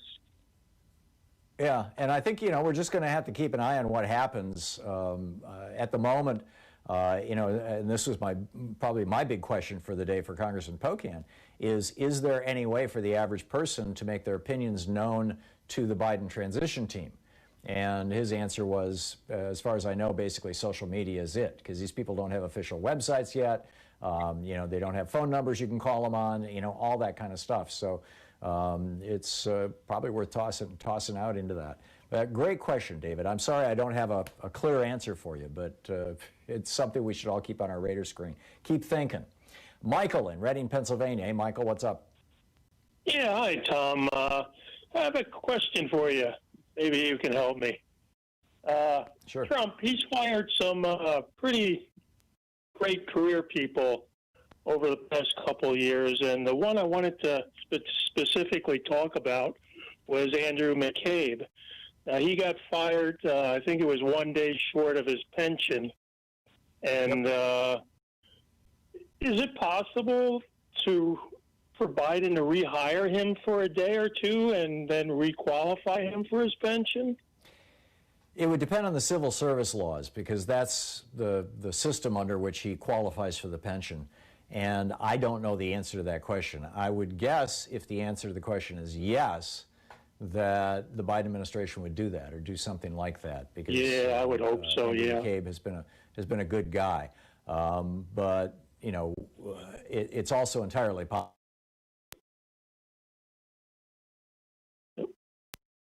He's but he's still being investigated too.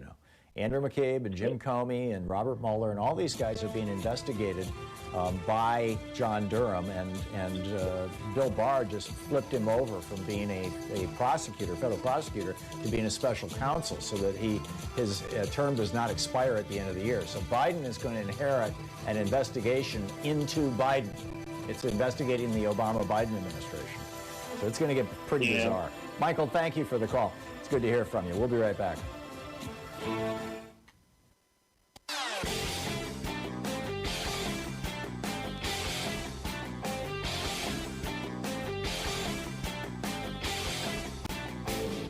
Share the Thom Hartmann Program with your friends. We're available on SiriusXM, Free Speech TV, Pacifica, commercial stations nationwide, YouTube, Twitter, Facebook, on the Thom Hartmann app, and you can even tell your smart speaker to listen to the Thom Hartmann Program. Our video for the day are for Thom Hartmann Program supporters. It's available over at thomhartmann.com. Is talking about how the Donald Trump presidency has been fundamentally destructive, not just to the United States, not just to our political norms, not just to our body politic, not just to the institutions of the presidency and our governance in general. His disrespect of judges, his disrespect of Congress, his pushing the boundaries of what the Article 2, an Article 2 office can do. But it's also destructive around the world because of the things that he's not doing, that aren't getting attended to. We've got major parts of the world that are spiraling into chaos that several of them could trigger World War III. And instead, he's sitting there live tweeting Fox News, literally every morning and every evening. Check it out. It's available over at thomhartmann.com.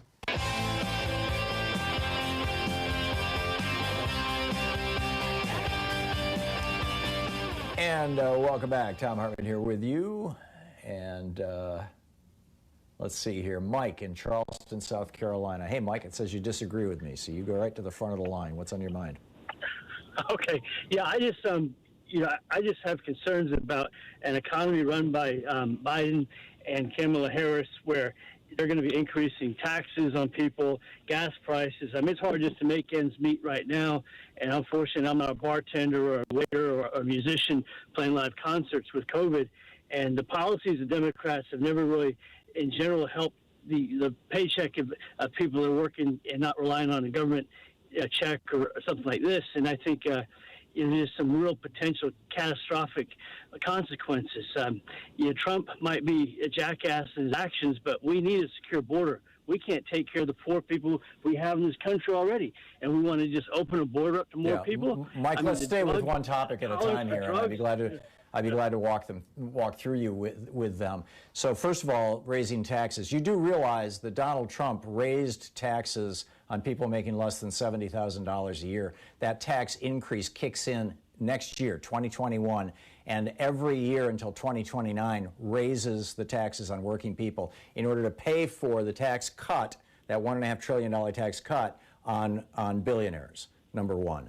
Number two, I'm just a little baffled by this. The 4 decades in the United States when we had the strongest economy in the world and the strongest economy in American history, the decade of the 1940s, the 1950s, the 1960s, and the 1970s, all of them averaging greater than 3% annual GDP growth per decade. Huge growth. We built this country. We built the Eisenhower highway system. We built new schools. I'm old enough to remember. I went to a brand new school in 1956 when I went to first grade. We did all that. When I went to school, Eisenhower was president, and the top tax rate was 91%. Now, when Nixon came into office, Lyndon Johnson, 2 years before, had lowered that from 91% to 74%. But it was 74% in 1981 when Ronald Reagan came into office. So that entire 4-decade, 40-year period, millionaires, billionaires, and basically anybody making over $300 million a year, or maybe $500,000 a year, depending on the year, it changed from year to year, we're paying a maximum tax rate of 74 to 91%. And the country was doing great, and the middle class was doing great, and we had enough money to build this country.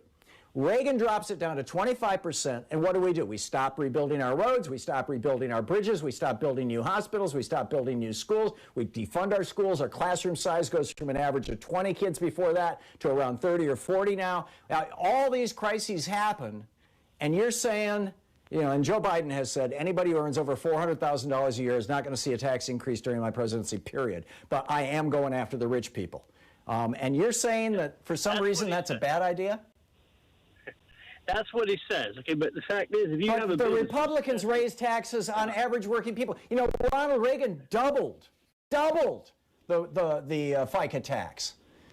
Reagan raised taxes over 30 times on average working people and massively cut taxes on billionaires and millionaires. And then George W. Bush did the same thing. And then, well, it's true. I'll look it up. I mean, that's BS. The rich in this country have accountants and lawyers that make rules for themselves to keep their wealth. It's been that way forever. I wish we could get rid of it. The way they make those rules for themselves is by buying off legislators. And right now, the party that is entirely owned by the billionaires is the Republican Party. The Democratic Party is only about half owned by the billionaires. Lie. That's a distortion of the truth, sir. Name one Republican legislator. Okay, Mike, hang on just a second. Bernie Sanders proudly says, I take no money from corporations. So does Elizabeth Warren. So do, the 100 members of the Progressive Caucus in the U.S. House of Representatives. Please name for me one elected Republican official in either the House or the Senate who has proclaimed that he will not take money from billionaires or from corporations. He only takes money from his constituents and average citizens. Name that person. Tim Scott. No, you're wrong. You're wrong. Tim Scott, go to OpenSecrets.org and look it up. Tim Scott is heavily funded by big corporations. He's a Republican. Just because he's black doesn't mean that he's a progressive. He's a Republican.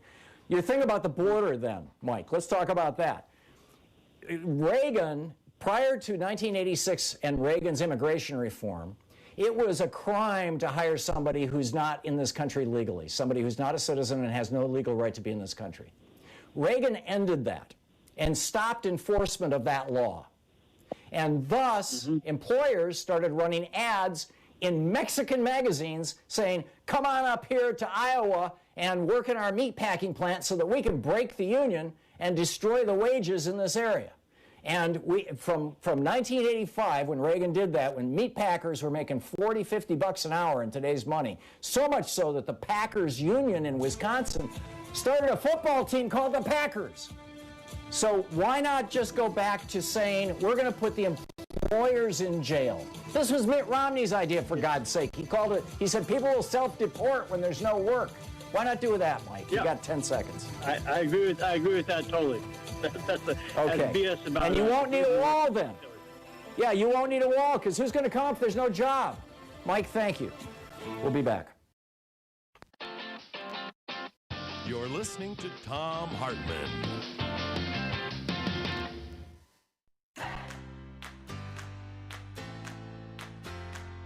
These companies support the Thom Hartmann Program. They are X-Chair, changing the world of seating. More info at xchairtom.com. Gabby.com. Gabby takes the pain out of shopping for insurance. More info at gabby.com/Tom.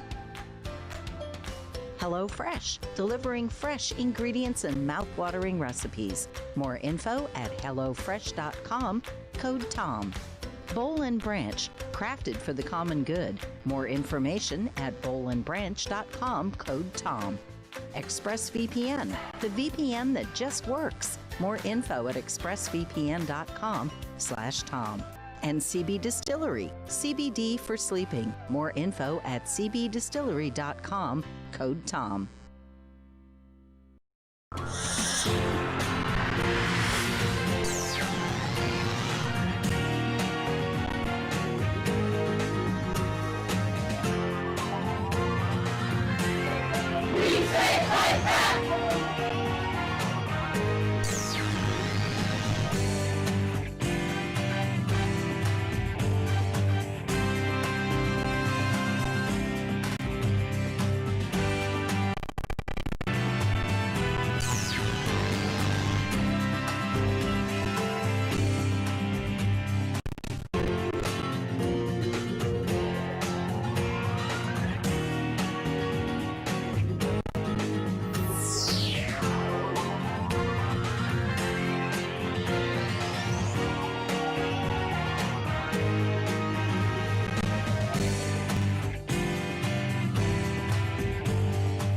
Free Speech TV is in their fund drive, as you probably noticed. This is just a fascinating, absolutely fascinating year. Everything that we've been watching, I mean, it's literally stuff that they'll study in history books 100 years from now. And assuming that there's still a human civilization, that Trump's efforts to destroy climate change didn't succeed, or to destroy any efforts on climate change. And I do think that we'll roll them back.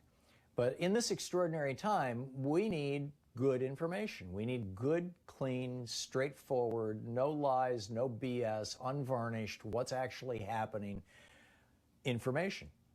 And we definitely don't get that with the so-called fake news like Fox News and right-wing websites and on Facebook. I mean, Facebook is just a disaster in that regard. But you do get that here on Free Speech TV.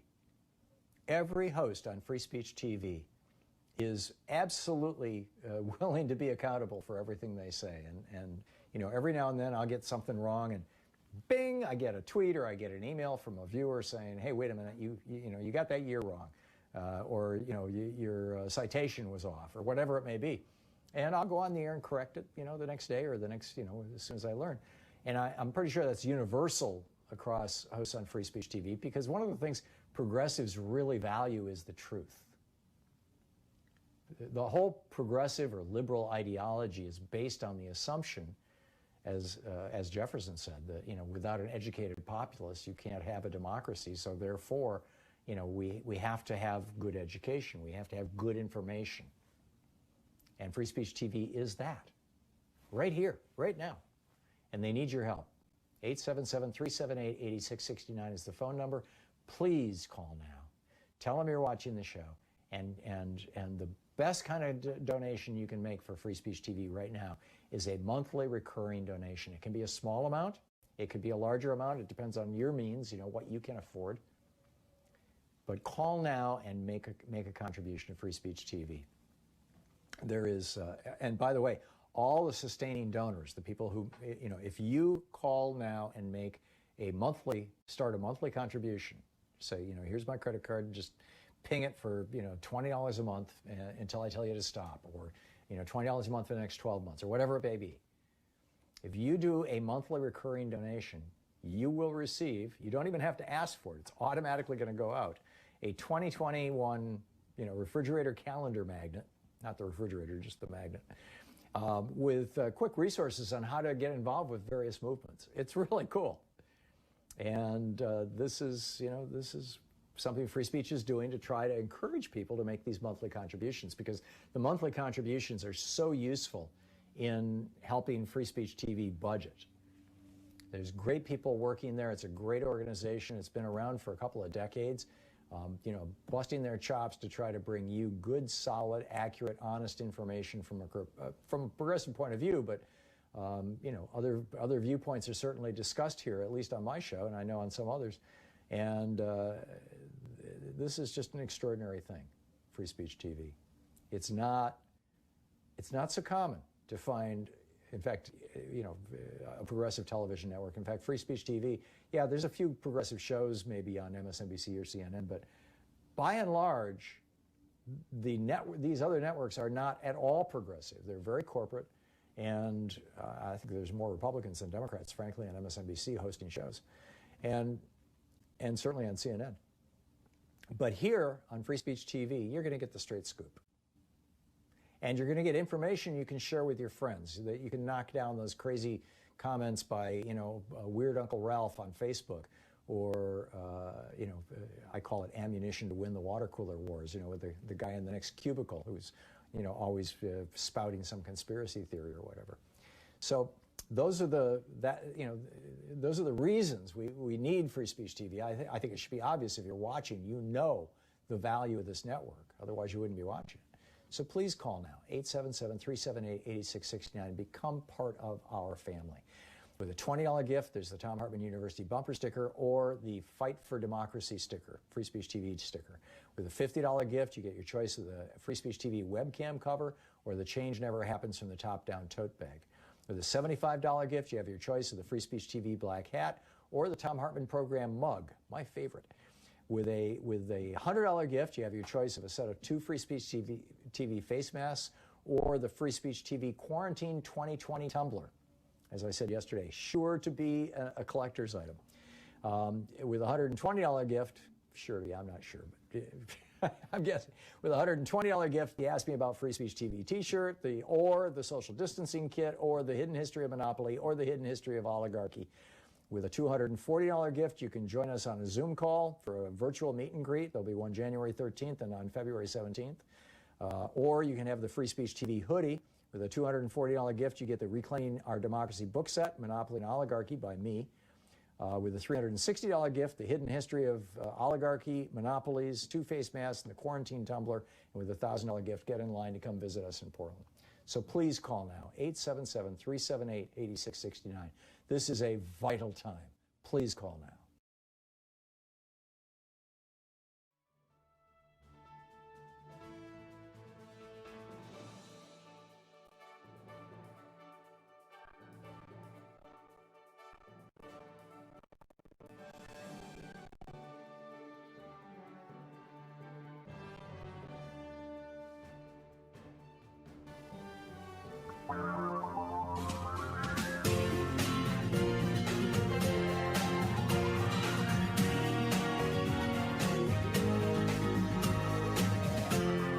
This is the Thom Hartmann Program.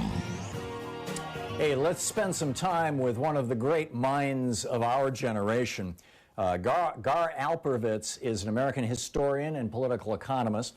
He served as a fellow at King's College, Cambridge. He was a founding fellow of the Harvard Institute of Politics, a founding fellow at the Institute for Policy Studies, a guest scholar at the Brookings Institution, the Lionel R. Bauman Professor of Political Economy at the University of Maryland. He also served as legislative director in the U.S. House of Representatives and the U.S. Senate, and as a special assistant to the U.S. Department of State. And he is a distinguished lecturer now with the American Historical Society and co-founded the Democracy Collaborative and co-chairs its Next System project, which is just extraordinary stuff, involved in the Pentagon Papers, the anti-war movement, right up to today. It's Professor Alperovitz. It's been a while since you and I did that song and dance together, a talk together in D.C. It seems like it's been 6 or 8 years. It's great to have you back with us and reconnect. I know we're both going to be, we're both featured speakers at Pioneers here, but great to have you back with us. Tell us about your thinking on this next political economic system. Well, it's good to be in touch again, Tom. Thanks for having me on. Well, what we've been looking at is, in some ways, there's one level of political discussion, which is obviously all over the airwaves, who gets elected president, who gets elected to Congress, very important in the short term and the near term. But one of the deep questions is the long trends of income distribution, climate change, wealth change, which by and large have not changed for over 30 years in the long directions, where the top 400 people have more income than the bottom 50%, 40%, depending upon where you draw the line, where the distribution of wealth is extremely concentrated and doesn't change much with the political process. As you noted, I'd run House and Senate staffs and also at high level of planning in the State Department. And the real question is, do you get trend change, or do the trends keep stable and not increasing, in fact, decreasing in some areas? Well, that's a systemic problem. Something's really wrong at the heart of the system, and the work we've been doing here is to examine that without getting totally away from rhetoric, but what's going on with the big institutions. And one of those I would say, and I'll just put this in and we can then take it off from there, all over the Western world, progressive politics has depended overwhelmingly on having a strong labor union part of the progressive politics. In some countries, in Sweden, for instance, which many people think was the most advanced system called the welfare state, it's up to 80 or 85% of the labor force was unionized, and that gave great power to a progressive political party. In the United States, it never got over 34%, and that was way back in the 1930s. We are now down to 6% of the labor force organized in unions, and the importance of that is not only economic, but it is a very, very weakening of the traditional sources of power for progressive politics.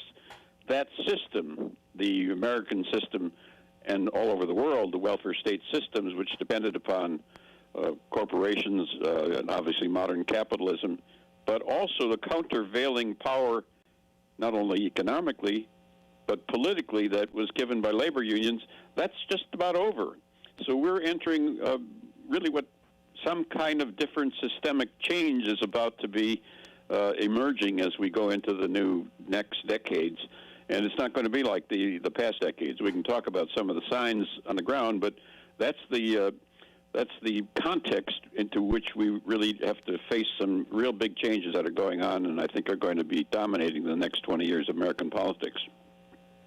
Yeah, it seems like, at the very least, the wealth inequalities could be addressed by simply rolling back the Trump, Bush, and Reagan tax cuts and going back to tax levels that worked so well from 1940 to 1980. Between 90 and 74% on the very top end. We had people getting rich, but they weren't, like Mark Zuckerberg rich. But they were doing just fine, thank you very much. I mean, they could still buy a yacht and 5 houses. And we had a strong social safety net. We built the country. Eisenhower built the interstate highway system with a 91% top income tax rate, which he championed and which he defended on multiple occasions. It's just like, we've been in this 40-year Reaganomics experiment, and it looks to me like it's just a disaster for us. And then if we had that money from those taxes, we could implement the Green New Deal and rebuild America the way Eisenhower did in 1954. I forget the third point you made. I'm sorry, I should have made a note. But those are at least 2 of them that would be addressed by one single policy. Or am I being too Pollyannish or simplistic here? Well, that's the era I worked in the House and the Senate and in the policy planning area of the State Department. And indeed, that was possible. And the basic the formula that allowed those things to happen, and I certainly support what you just said, Tom, but that was kind of a progressive politics. But if you look at there's a lot of scholarly work on this now. the underpinnings of that politics, the institutional underpinnings of that politics in every country, Western country of the world, was a strong labor union base that gave power to the progressive side of the political spectrum.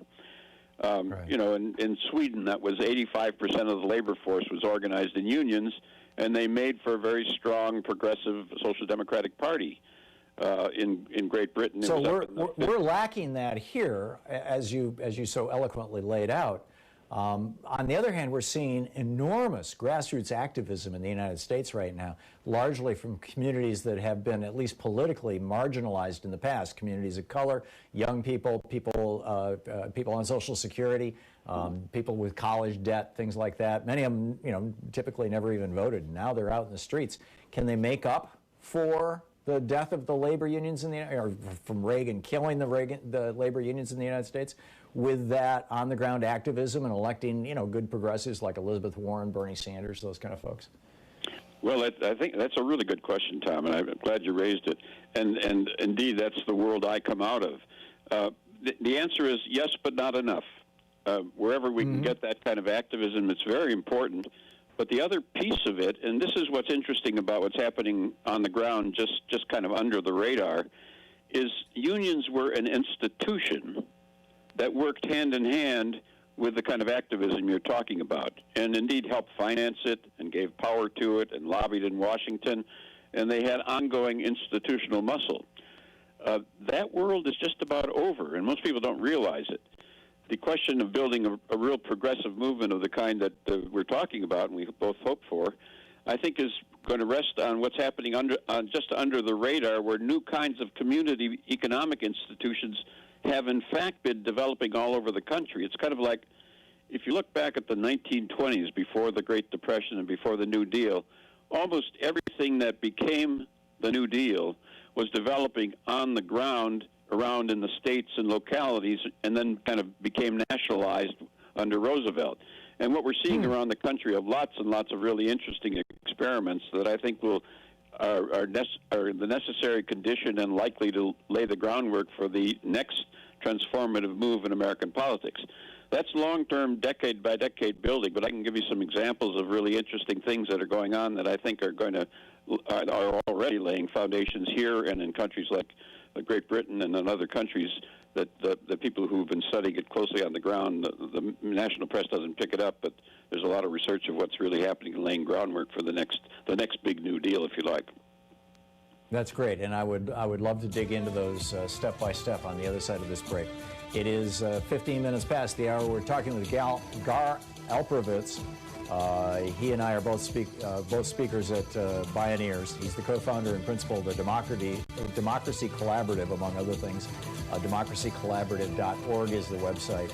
And his Twitter handle is Gar Alperovitz. It sounds like Alperovitz, Garalperovitz. This is the Thom Hartmann Program. Gar Alperovitz is our guest, our great mind guest for the hour. We'll be right back.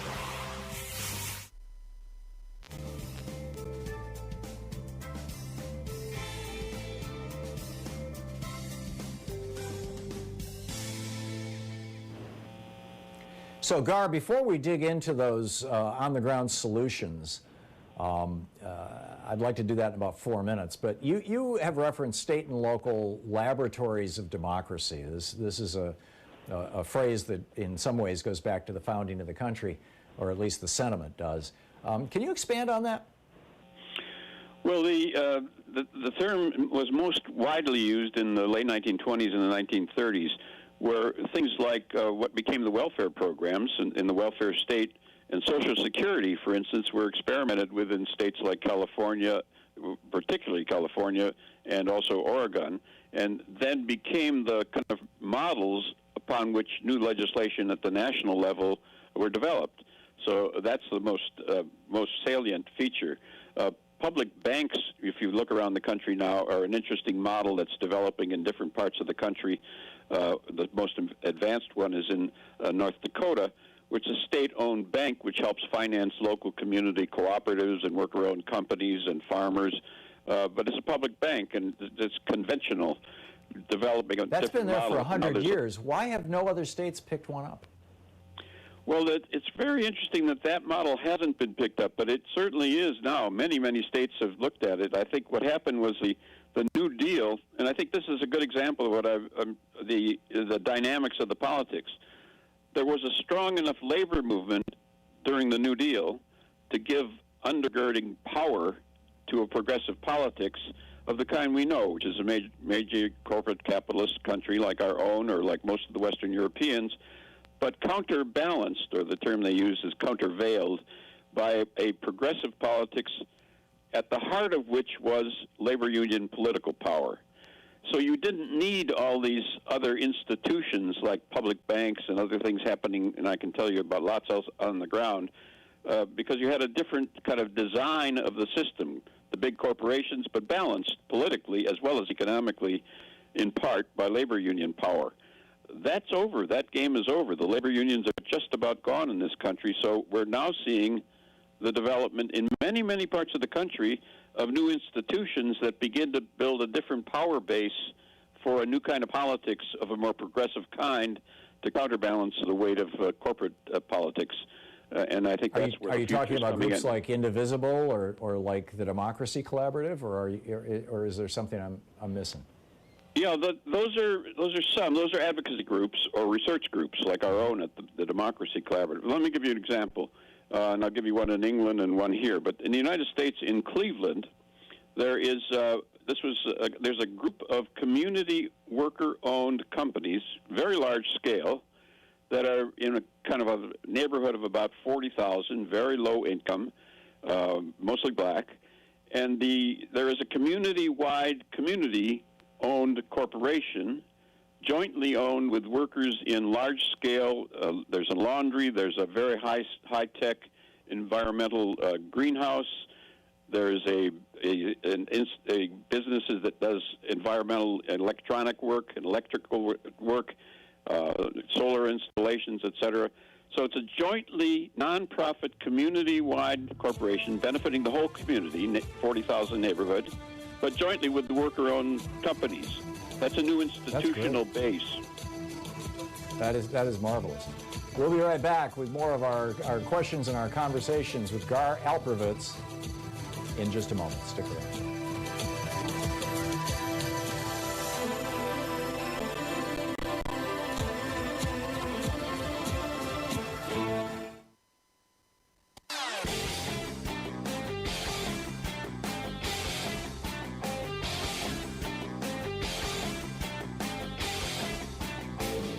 I'm speaking at the Bioneers 2020 conference. It's running December 5th and 6th and 12th and 13th. My keynote is how all life is organized around democracy. Tickets are available at Bioneers.org, and there's a 20% discount with the code TOM, T-H-O-M. So we've got a new video up over at TomHartmann.com for people who support our program, and there's a really troubling concatenation of events events, yeah. That are happening in the United States right now. We created these concentration camps for refugees seeking asylum. This was Stephen Miller's big project. And we've got concentration camps for children, concentration camps for male adults, concentration camps for female adults.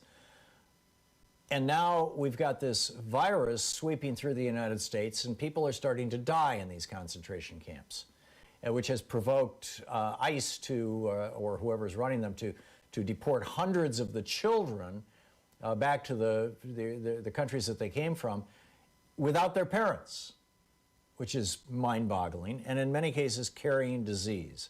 This is serious stuff, and we need to be talking about it. The new video is over at TomHartmann.com.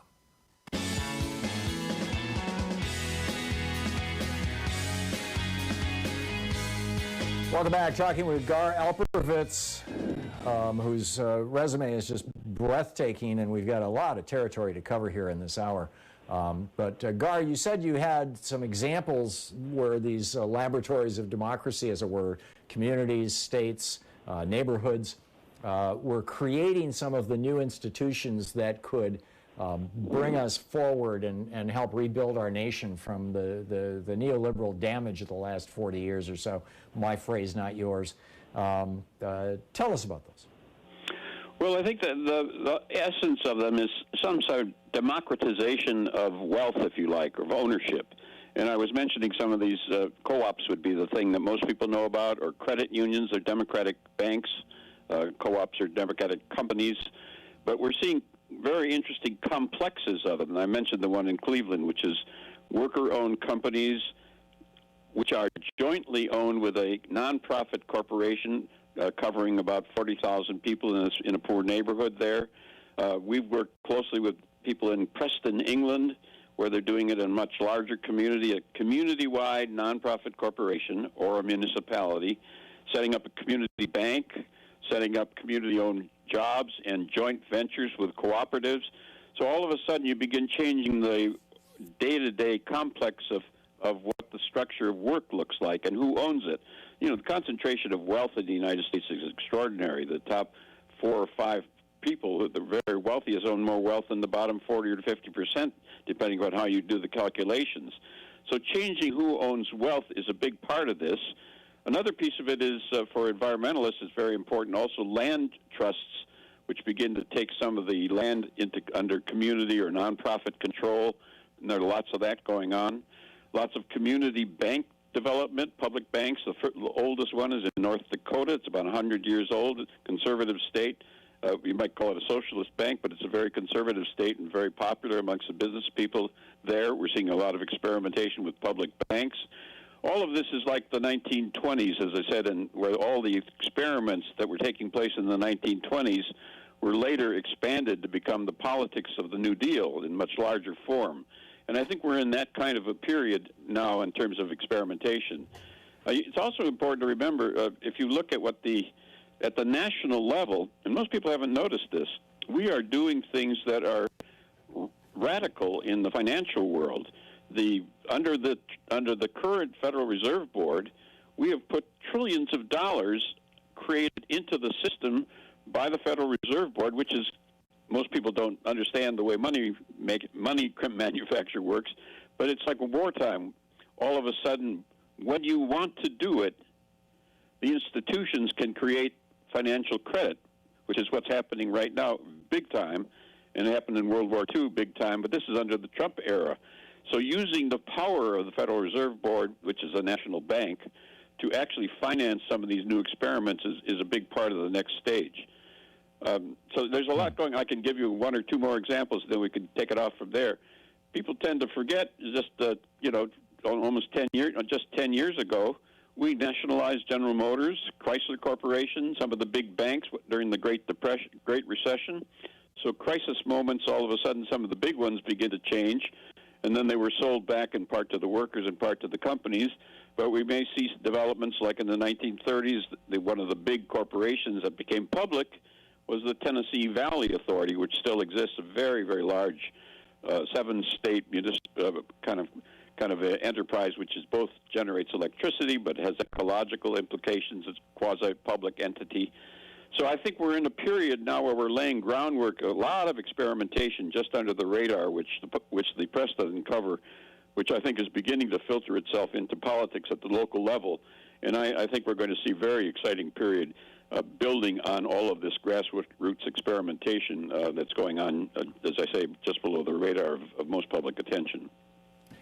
You know, Reagan declared war on unions 2 years after Maggie Thatcher's essentially first major act of office was to take on the most powerful union in England, the coal miners, and broke their backs. And then Reagan did the same thing with PATCO. Are the UK and the United States the only 2 countries in the Western world that have diminished the power of labor radically? Well, it's been declined radically. I mean, the Brits, I think, still at about 28% of the labor force. We're only at 6% in the private sector, so we're way, way down at the bottom. Germany is like 80, 90%. I think it's not quite that high, but it is very high. Sweden is still up in that range. So they have strong, and then the point which is critical is that labor, not just, most people think about labor unions and, bargaining for wages and hours and working conditions. Yes, that's very important. But the other part of it is they typically finance and give muscle and manpower and woman power to politics for the progressive side of the spectrum. And that's a big deal. It's been well studied by political scientists. When you have small labor unions, you have weak progressive politics, unless you build new institutions, which is what we're talking about. Great. We've got a news break here at the bottom of the hour. We'll be back in a little more than 5 minutes with Gar Alperovitz, our great mind conversation for today. I want to get into what happened with with the steel industry. I want to get into the Vietnam War. There's just an amazing amount of stuff to talk to this guy about. We'll be right back. You're listening to the Thom Hartmann Program. Call 202-808-9925. We'll be right back after this break with Gar Alperovitz. Stick around.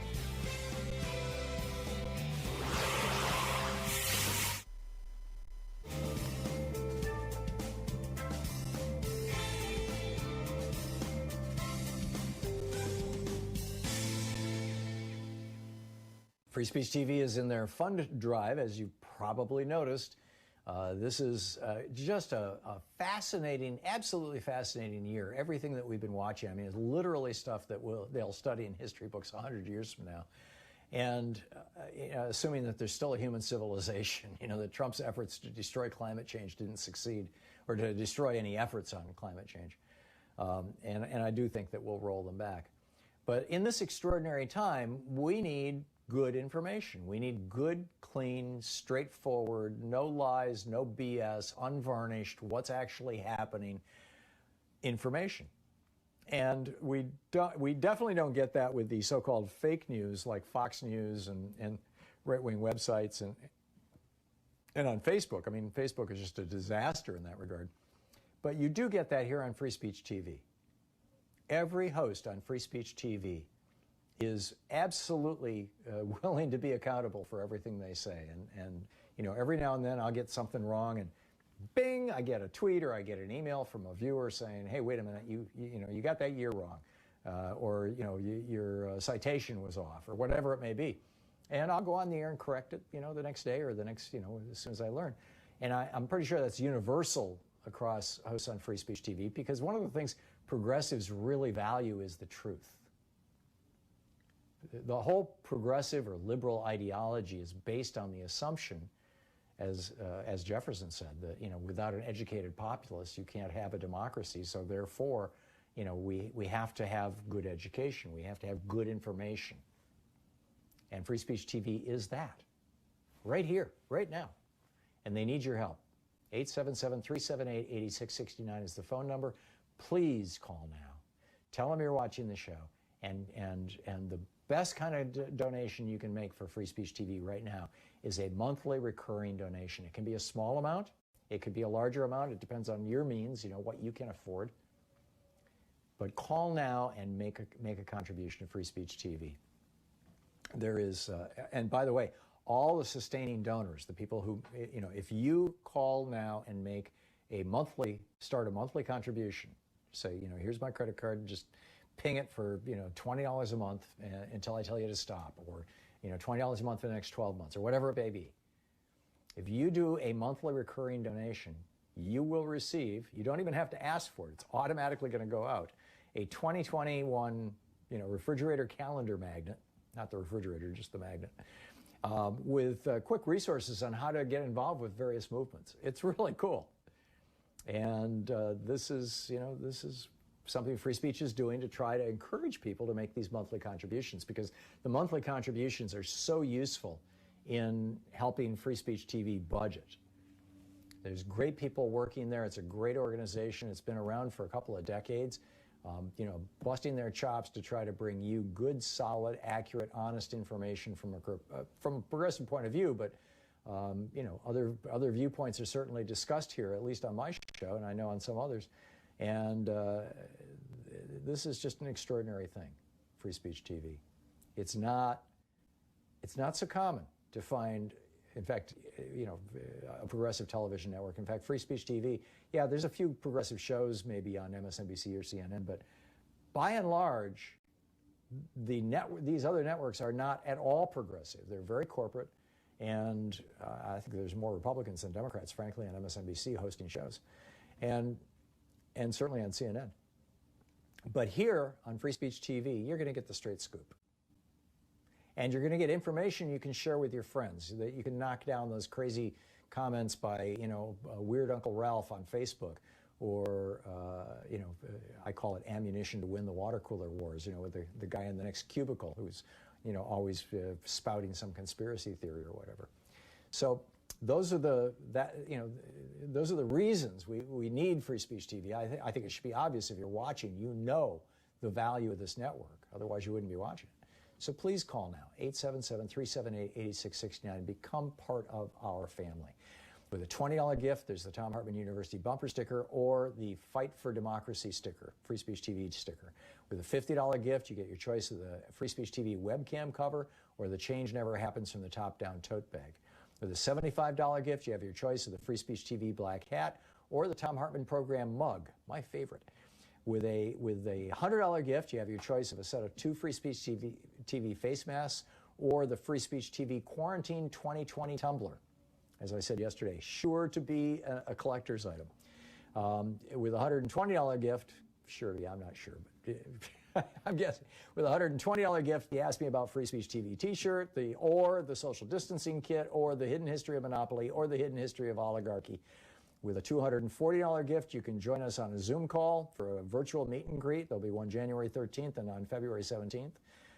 Or you can have the Free Speech TV hoodie. With a $240 gift, you get the Reclaiming Our Democracy book set, Monopoly and Oligarchy by me. With a $360 gift, the hidden history of oligarchy, monopolies, 2 face masks, and the quarantine tumbler. And with a $1,000 gift, get in line to come visit us in Portland. So please call now, 877-378-8669. This is a vital time. Please call now.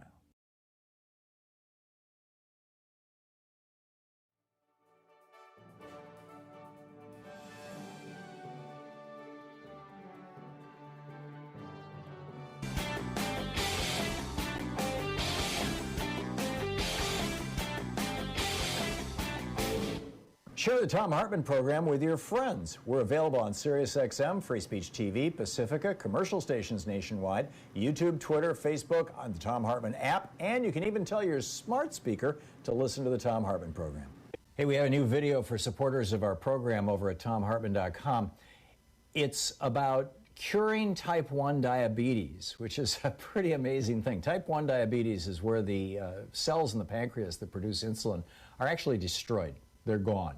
Type 1 diabetics, typically it shows up in childhood, and without insulin, people die from it fairly young.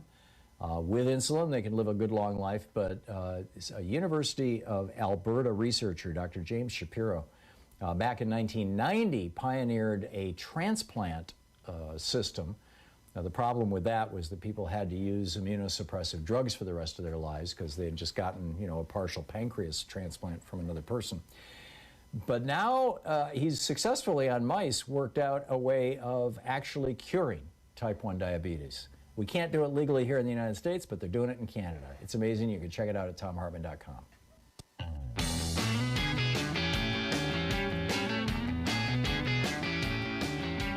Welcome back. Thom Hartmann here with you. Gar Alperovitz on the line with us for the hour. Gar, back in the day, U.S. Steel was moving their factory out of, as I recall, Pittsburgh, and you were involved in trying to... Youngstown, that's right. Thank you. Can you tell us about that experience and what you learned from it? Yes, it was Youngstown Sheet and Tube was the name of the company when it shut down, and about 5,000 workers lost their job on one terrible day in September 1976, I think it was. And all of a sudden, the community of Youngstown realized the biggest base of their enterprise was gone. So the community got together, both the workers and the city council and the church leadership, and they wanted to do something to save jobs, to save lives, save the community. And they called me, and I was working on economic things in Washington, and they'd sort of looked at some of the experiments we've been involved with, and jointly we developed a plan for worker and community ownership of a giant steel mill, and to put it back and modernize it and put it back up and running. And the Carter administration at that time financed the big, very professional studies of how to do it. but the most important part was the political organizing that got the whole state of Ohio and the National Council of Churches, the Republican governor of Ohio, a big backing for this plan to put the company back on. And around the country, in many parts of the country, the idea of community worker ownership was very widely popularized by this effort. What happened was the Carter administration at the last moment decided not to go forward. We think that we now know that some of the big steel companies had gotten to them, and even some of the hierarchy at that time of the steel labor unions. They've changed radically now. The modern guys are very different and very progressive. Got to them and said they didn't want to do this. So the actual plan, which was done by the leading technology guys in the steel industry for a community worker-owned company, didn't happen. But what did happen, and this is the story to think about, throughout the state of Ohio, that idea has spread. So you find worker cooperatives everywhere in Ohio. In Cleveland, there's a whole complex in the Cleveland, one of the very poor neighborhoods. It's a community-wide corporation with joint ventures with worker-owned companies and with the hospitals and universities buying from this in the Cleveland area. And many parts of the country and in Great Britain have picked up on the model that spun out of this early progress in Youngstown. And the model and the moral of the story is a lot of the experimentation going on now around the country. We've begun to talk about that. Cooperatives, public banks, new land ownership, municipal and neighborhood ownership, land trusts, regional efforts. These experiments, just as in the 1920s, these experiments laid the groundwork for what became nationally the New Deal. We think we're going to see a lot more and more building on the experiments now happening of the kind that are even more interesting in communities around the country, and public banks and worker-owned companies, community-owned companies that are just popping up beneath the surface, and I think are laying groundwork for something very exciting. The other thing that's really happening, that just to open the door on this, in 2 or 3 of the really giant states, California is now, I think, the 5th largest economy in the world. You're seeing even more experimentation in almost nation-state scale. The United States is a gigantic continent, and it's very hard to run a participatory democracy in a continent 3,000 miles coast to coast diagonally. But some of the states, like California, are really experimenting with public banks, with ownership, with new environmental efforts, with new politics. And we may certainly see New York doing the same thing. And Texas is just about to turn as the Hispanic community becomes a majority of the politics, with the majority-minority politics in Texas. We're going to see some of these big states, I think, taking on the kind of things that are almost as big, or you can drop Germany into Montana, these little countries in Europe. I think we're going to see some of our big regional-sized states taking up where the federal government is not able to act, and I think that's going to be very positive for the future. So even though there's some real difficulties at the national level, I think we're building from the ground up, and in some of the key states, lots and lots of interesting and exciting experimentation for the future. Are you seeing new models beyond the things that you've talked about that are emerging?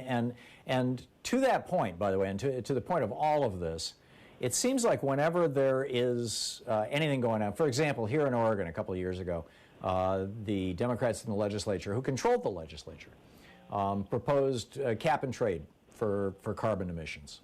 You know, a nice step. It's an old George Herbert Walker Bush thing. It's how he did away with sulfur dioxide acid rain, was with a cap and trade program. It used to be a Republican idea. Democrats proposed that here, and what happened? We had local right-wing talk show hosts going hysterical, supporting the Republicans, and of course a lot of right-wing radio around the country is subsidized or supported by the Koch network, by the Heritage Foundation. Ken Vogel did some great in-depth reporting on this. You know, $9 million the Heritage Foundation gave to Rush Limbaugh, millions they give to Hannity. There's this huge right-wing echo chamber of 1,500 radio stations, you know, just saturating the country in the spittle of Limbaugh and these guys every day. And then on top of that, you got Fox News, and you've got all these right-wing publications, and now they're basically taking over the internet by creating dozens and dozens and dozens of organizations and phony news groups that show up on, you know, any kind of Google search. Google search just organized labor, and many of the first links that come up are about corruption and evil and all this kind of stuff. How do we accomplish this in this environment where the billionaires have been given such power to involve themselves in our politics by the Supreme Court, principally by the Buckley and Bellotti decisions in 76, 78, and then ratified in 2010 by Citizens United? Well, it's, as putting on a historian's hat, the way it's always done, of course, you and I talked about this a long time ago, Tom, building from the bottom up to build a new power base. But also I sort of think about it this way, this term is caught on in some discussions. If you think of the country, not in the way we usually do, but think of it as a checkerboard. There are certain states, California being one, maybe Oregon now, New York State, my home state of Wisconsin, where I'm from originally, several other states where you could see really interesting experimentation, building up a different kind of institutional, like these public banks and community ownership and worker ownership, municipalizing cable systems, lots of experimentation all over the country on the checkerboard. Now, if you think of it as building piece by piece across the checkerboard rather than are we a majority now, you get one picture. But if you think of this building slowly as it did in the 1920s and the 1930s and in the period before the World War I, that's the way you get to the place where you can have enough national power to make things happen. And that's the exciting thing about what's happening just under the surface with community land ownership. Land trusts are very common. Public utilities are growing. Community worker-owned companies are growing. Public banks are growing. New environmental programs on the checkerboard part of the country. So as I see it as a historian, is an extremely fertile and creative period, even though at the national level, the power relationships you're talking about and the very conservative issues are still dominant in some parts of the country. There's something brewing, as they say, that is not just political. It's building new institutions to replace, in some ways, what the labor unions once did for progressive politics in America and virtually all the Western countries. So that process of slowly reconstructing new forms of democratic ownership at the bottom up is a very fertile and exciting process. If you're willing to play the long game, which I think is the only game we can play right now, do whatever can be done at one level, at the national level, state level, but also really rebuilding not only movement politics, but these new exciting institutions of community banks, worker banks, land trusts, worker community ownership, state ownership, a whole set of structures that countervail against the other giant corporate structures, is the slow process of rebuilding a very, very different foundations, infrastructure for what we call the next system, which is well beyond either capitalism or socialism, very decentralized, very American, but has much more public and democratic ownership aspects. We have about 20 seconds to the break. How does the average person tap into this? How do people join this movement, as it were? Well, the Democracy Collaborative, which is our institution, we have lots and lots of publications. My co-chair on the Next System Project, Gus Beth, has just published a book called New Systems, and it's a compilation of this, which is available right now on the web. Cool. I will check it out. Gar Alperovitz is with us. He is one of the wisest men I know. I don't know how to say it better than that. We'll be right back with our Conversations with Great Minds, Gar Alperovitz. You're listening to Thom Hartmann. Visit thomhartmann.com for audio and video archives. Stick around. Gar Alperovitz will be with us in just a moment.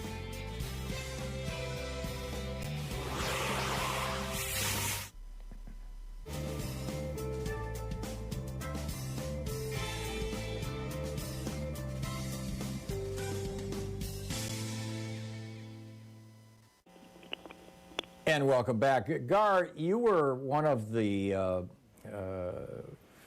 people involved in the Vietnam Summer activist campaign back in the 70s, the late 60s and early 70s. I was very active in the anti-war movement with SDS in East Lansing, Michigan. Tell me about what you were doing back then, what lessons you learned from that, and how they apply to today, either in the context of war, because we're still having wars, or unnecessary ones, or in the context of activism, or both. Yeah, thanks for that question, Tom. I'm originally from Wisconsin, Racine, Wisconsin, a small industrial town just south of Milwaukee. And I'm just a little bit older, probably than you, about a year or two, maybe, or three. And in the late 1950s, that was the era of Joseph McCarthy, and nothing moved politically. As they used to say, they shot anything that moved, they shot. So you didn't believe anything was possible, particularly in Wisconsin with Joe McCarthy around. And then, of course, what happened was the 1960s exploded out of that environment. So I am not a utopian optimist, but I do think of things in terms of history as a historian. And I think we are in a period of laying groundwork with all the experiments you and I have just been talking about happening around the country.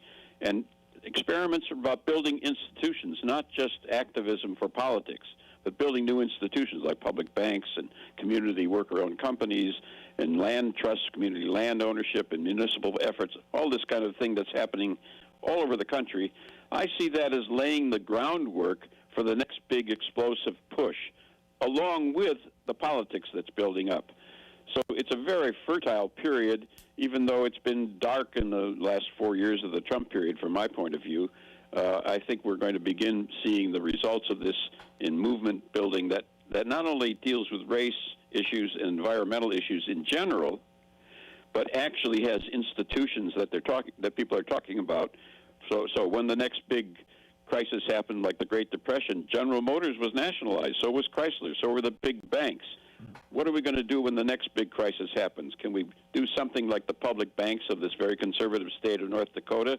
Can we begin having much better public control of the large financial institutions? Can we begin to get joint community worker ownership as we had in the Youngstown steel mill proposals of some of the big companies? Looking to the future as a 30-year hike forward, I see the possibilities of really building on all the experimentation that's going on around the country, just under the hood, if you say it, and that way, that viewing it as a historian, I think this is a very, very exciting period as we're laying groundwork for the next big push, and it's a lot going on that people can build on.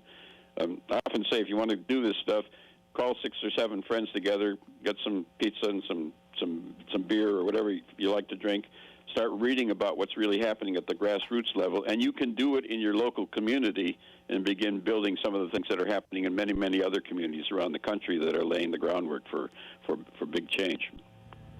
Absolutely remarkable stuff. Gar Alperovitz is with us. We'll be back with more of our conversations with great minds in just a moment. It is coming up on 10 minutes before the hour here on the Thom Hartmann Program. Stick around. We'll be right back.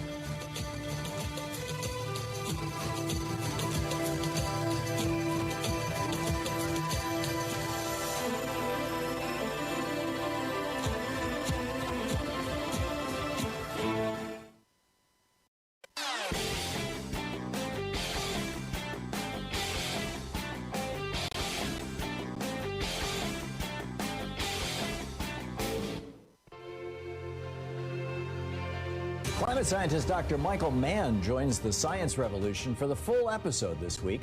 He's the creator of the hockey stick graphic that Al Gore made famous to describe global warming. His latest book is The New Climate War, and he drops by to answer the question, have humans passed the point of no return in the climate crisis? And is there hope?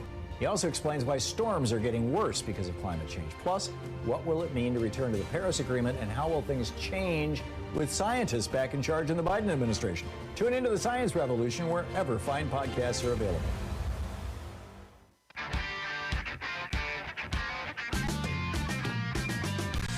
Welcome back. Gar Alperovitz is with us. Gar, you were involved with Daniel Ellsberg, who's just a brilliant guy. In fact, he wrote the cover blurb for my new book on oligarchy, which will be out in a couple of months, and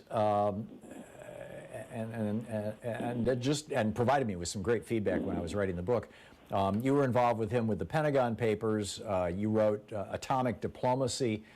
I'm curious, looking back on that era and the possibility that Nixon was going to go totally madman nuclear or something like that over Vietnam, and Donald Trump's decision to withdraw from the Open Skies Treaty, and he's also abandoned, I believe, 2, it might just be 1, of the nuclear agreements that we had with Russia, and I think he did one of them unilaterally.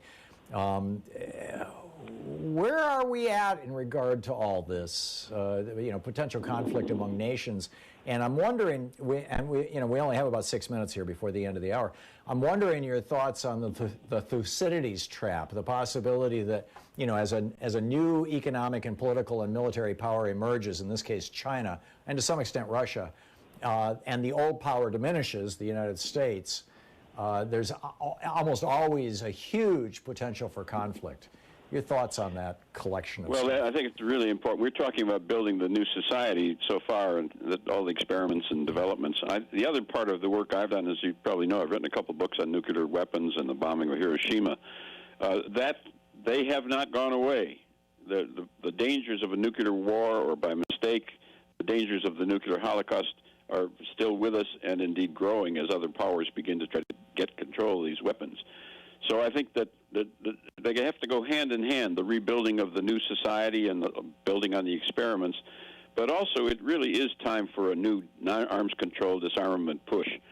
These things nuclear war doesn't work for anybody. I mean, the Chinese or the North Koreans don't get very much out of nuclear war except a destroyed society. But we haven't seen an initiative to really do this. The last initiative was the Iranian control of nuclear development.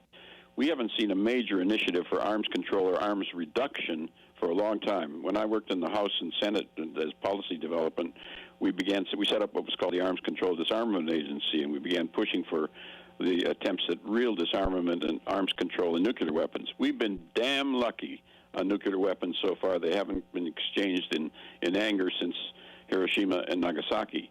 But that's a long time ago, and we've been very lucky. So I think the other side, and we haven't talked about it, is beginning to rebuild a movement that says not only climate change is environmentally necessary, but really beginning to build a strong movement that says it's time to get control of these weapons.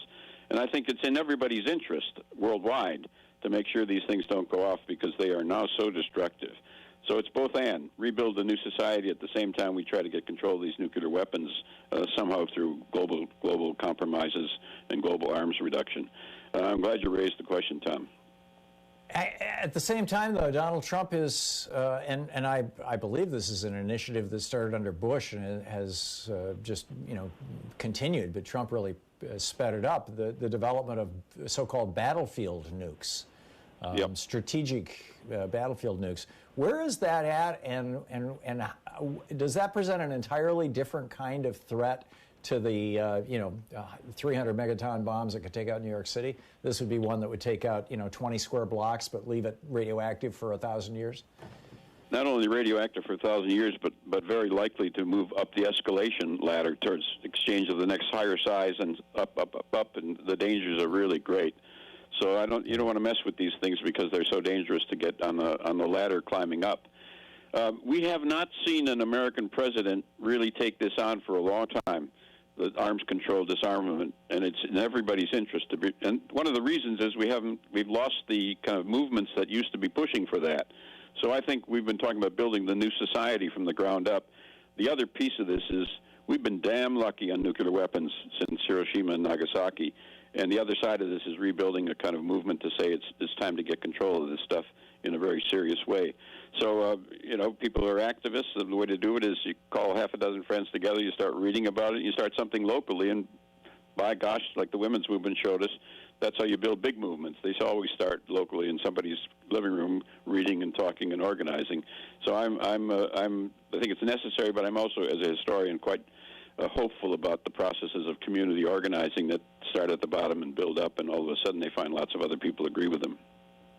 And isn't that the way it's always happened, whether it was abolition or whether it was women's suffrage or whether it was, gay rights or civil rights, fill in the blanks? It always started at the local level, didn't it?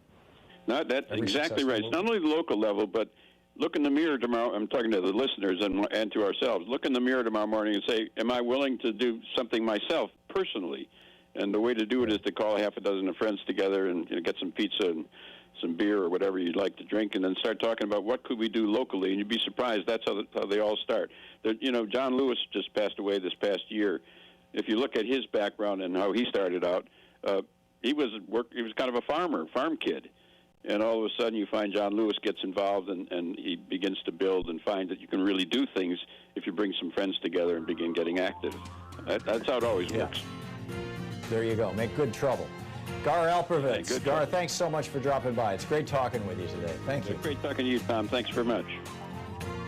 And Gar and I both speaking for Bioneers.org, and Gar's Twitter handle is Gar Alperovitz. It's GarAlperovitz. So be sure to check that out and say hi to him and thank you and all that kind of stuff.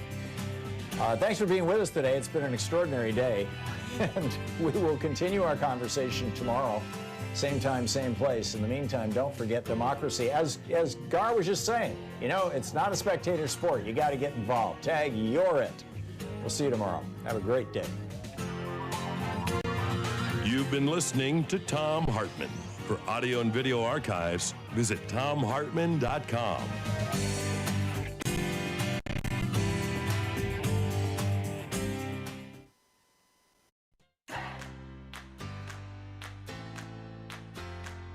These companies support the Thom Hartmann Program. They are X-Chair, changing the world of seating. More info at xchairtom.com.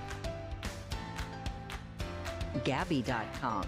Gabby takes the pain out of shopping for insurance. More info at gabby.com/Tom. HelloFresh, delivering fresh ingredients and mouth-watering recipes. More info at hellofresh.com, code TOM. Boll and Branch, crafted for the common good. More information at bollandbranch.com, code TOM. ExpressVPN, the VPN that just works. More info at expressvpn.com/Tom. And CB Distillery, CBD for sleeping. More info at cbdistillery.com, code TOM.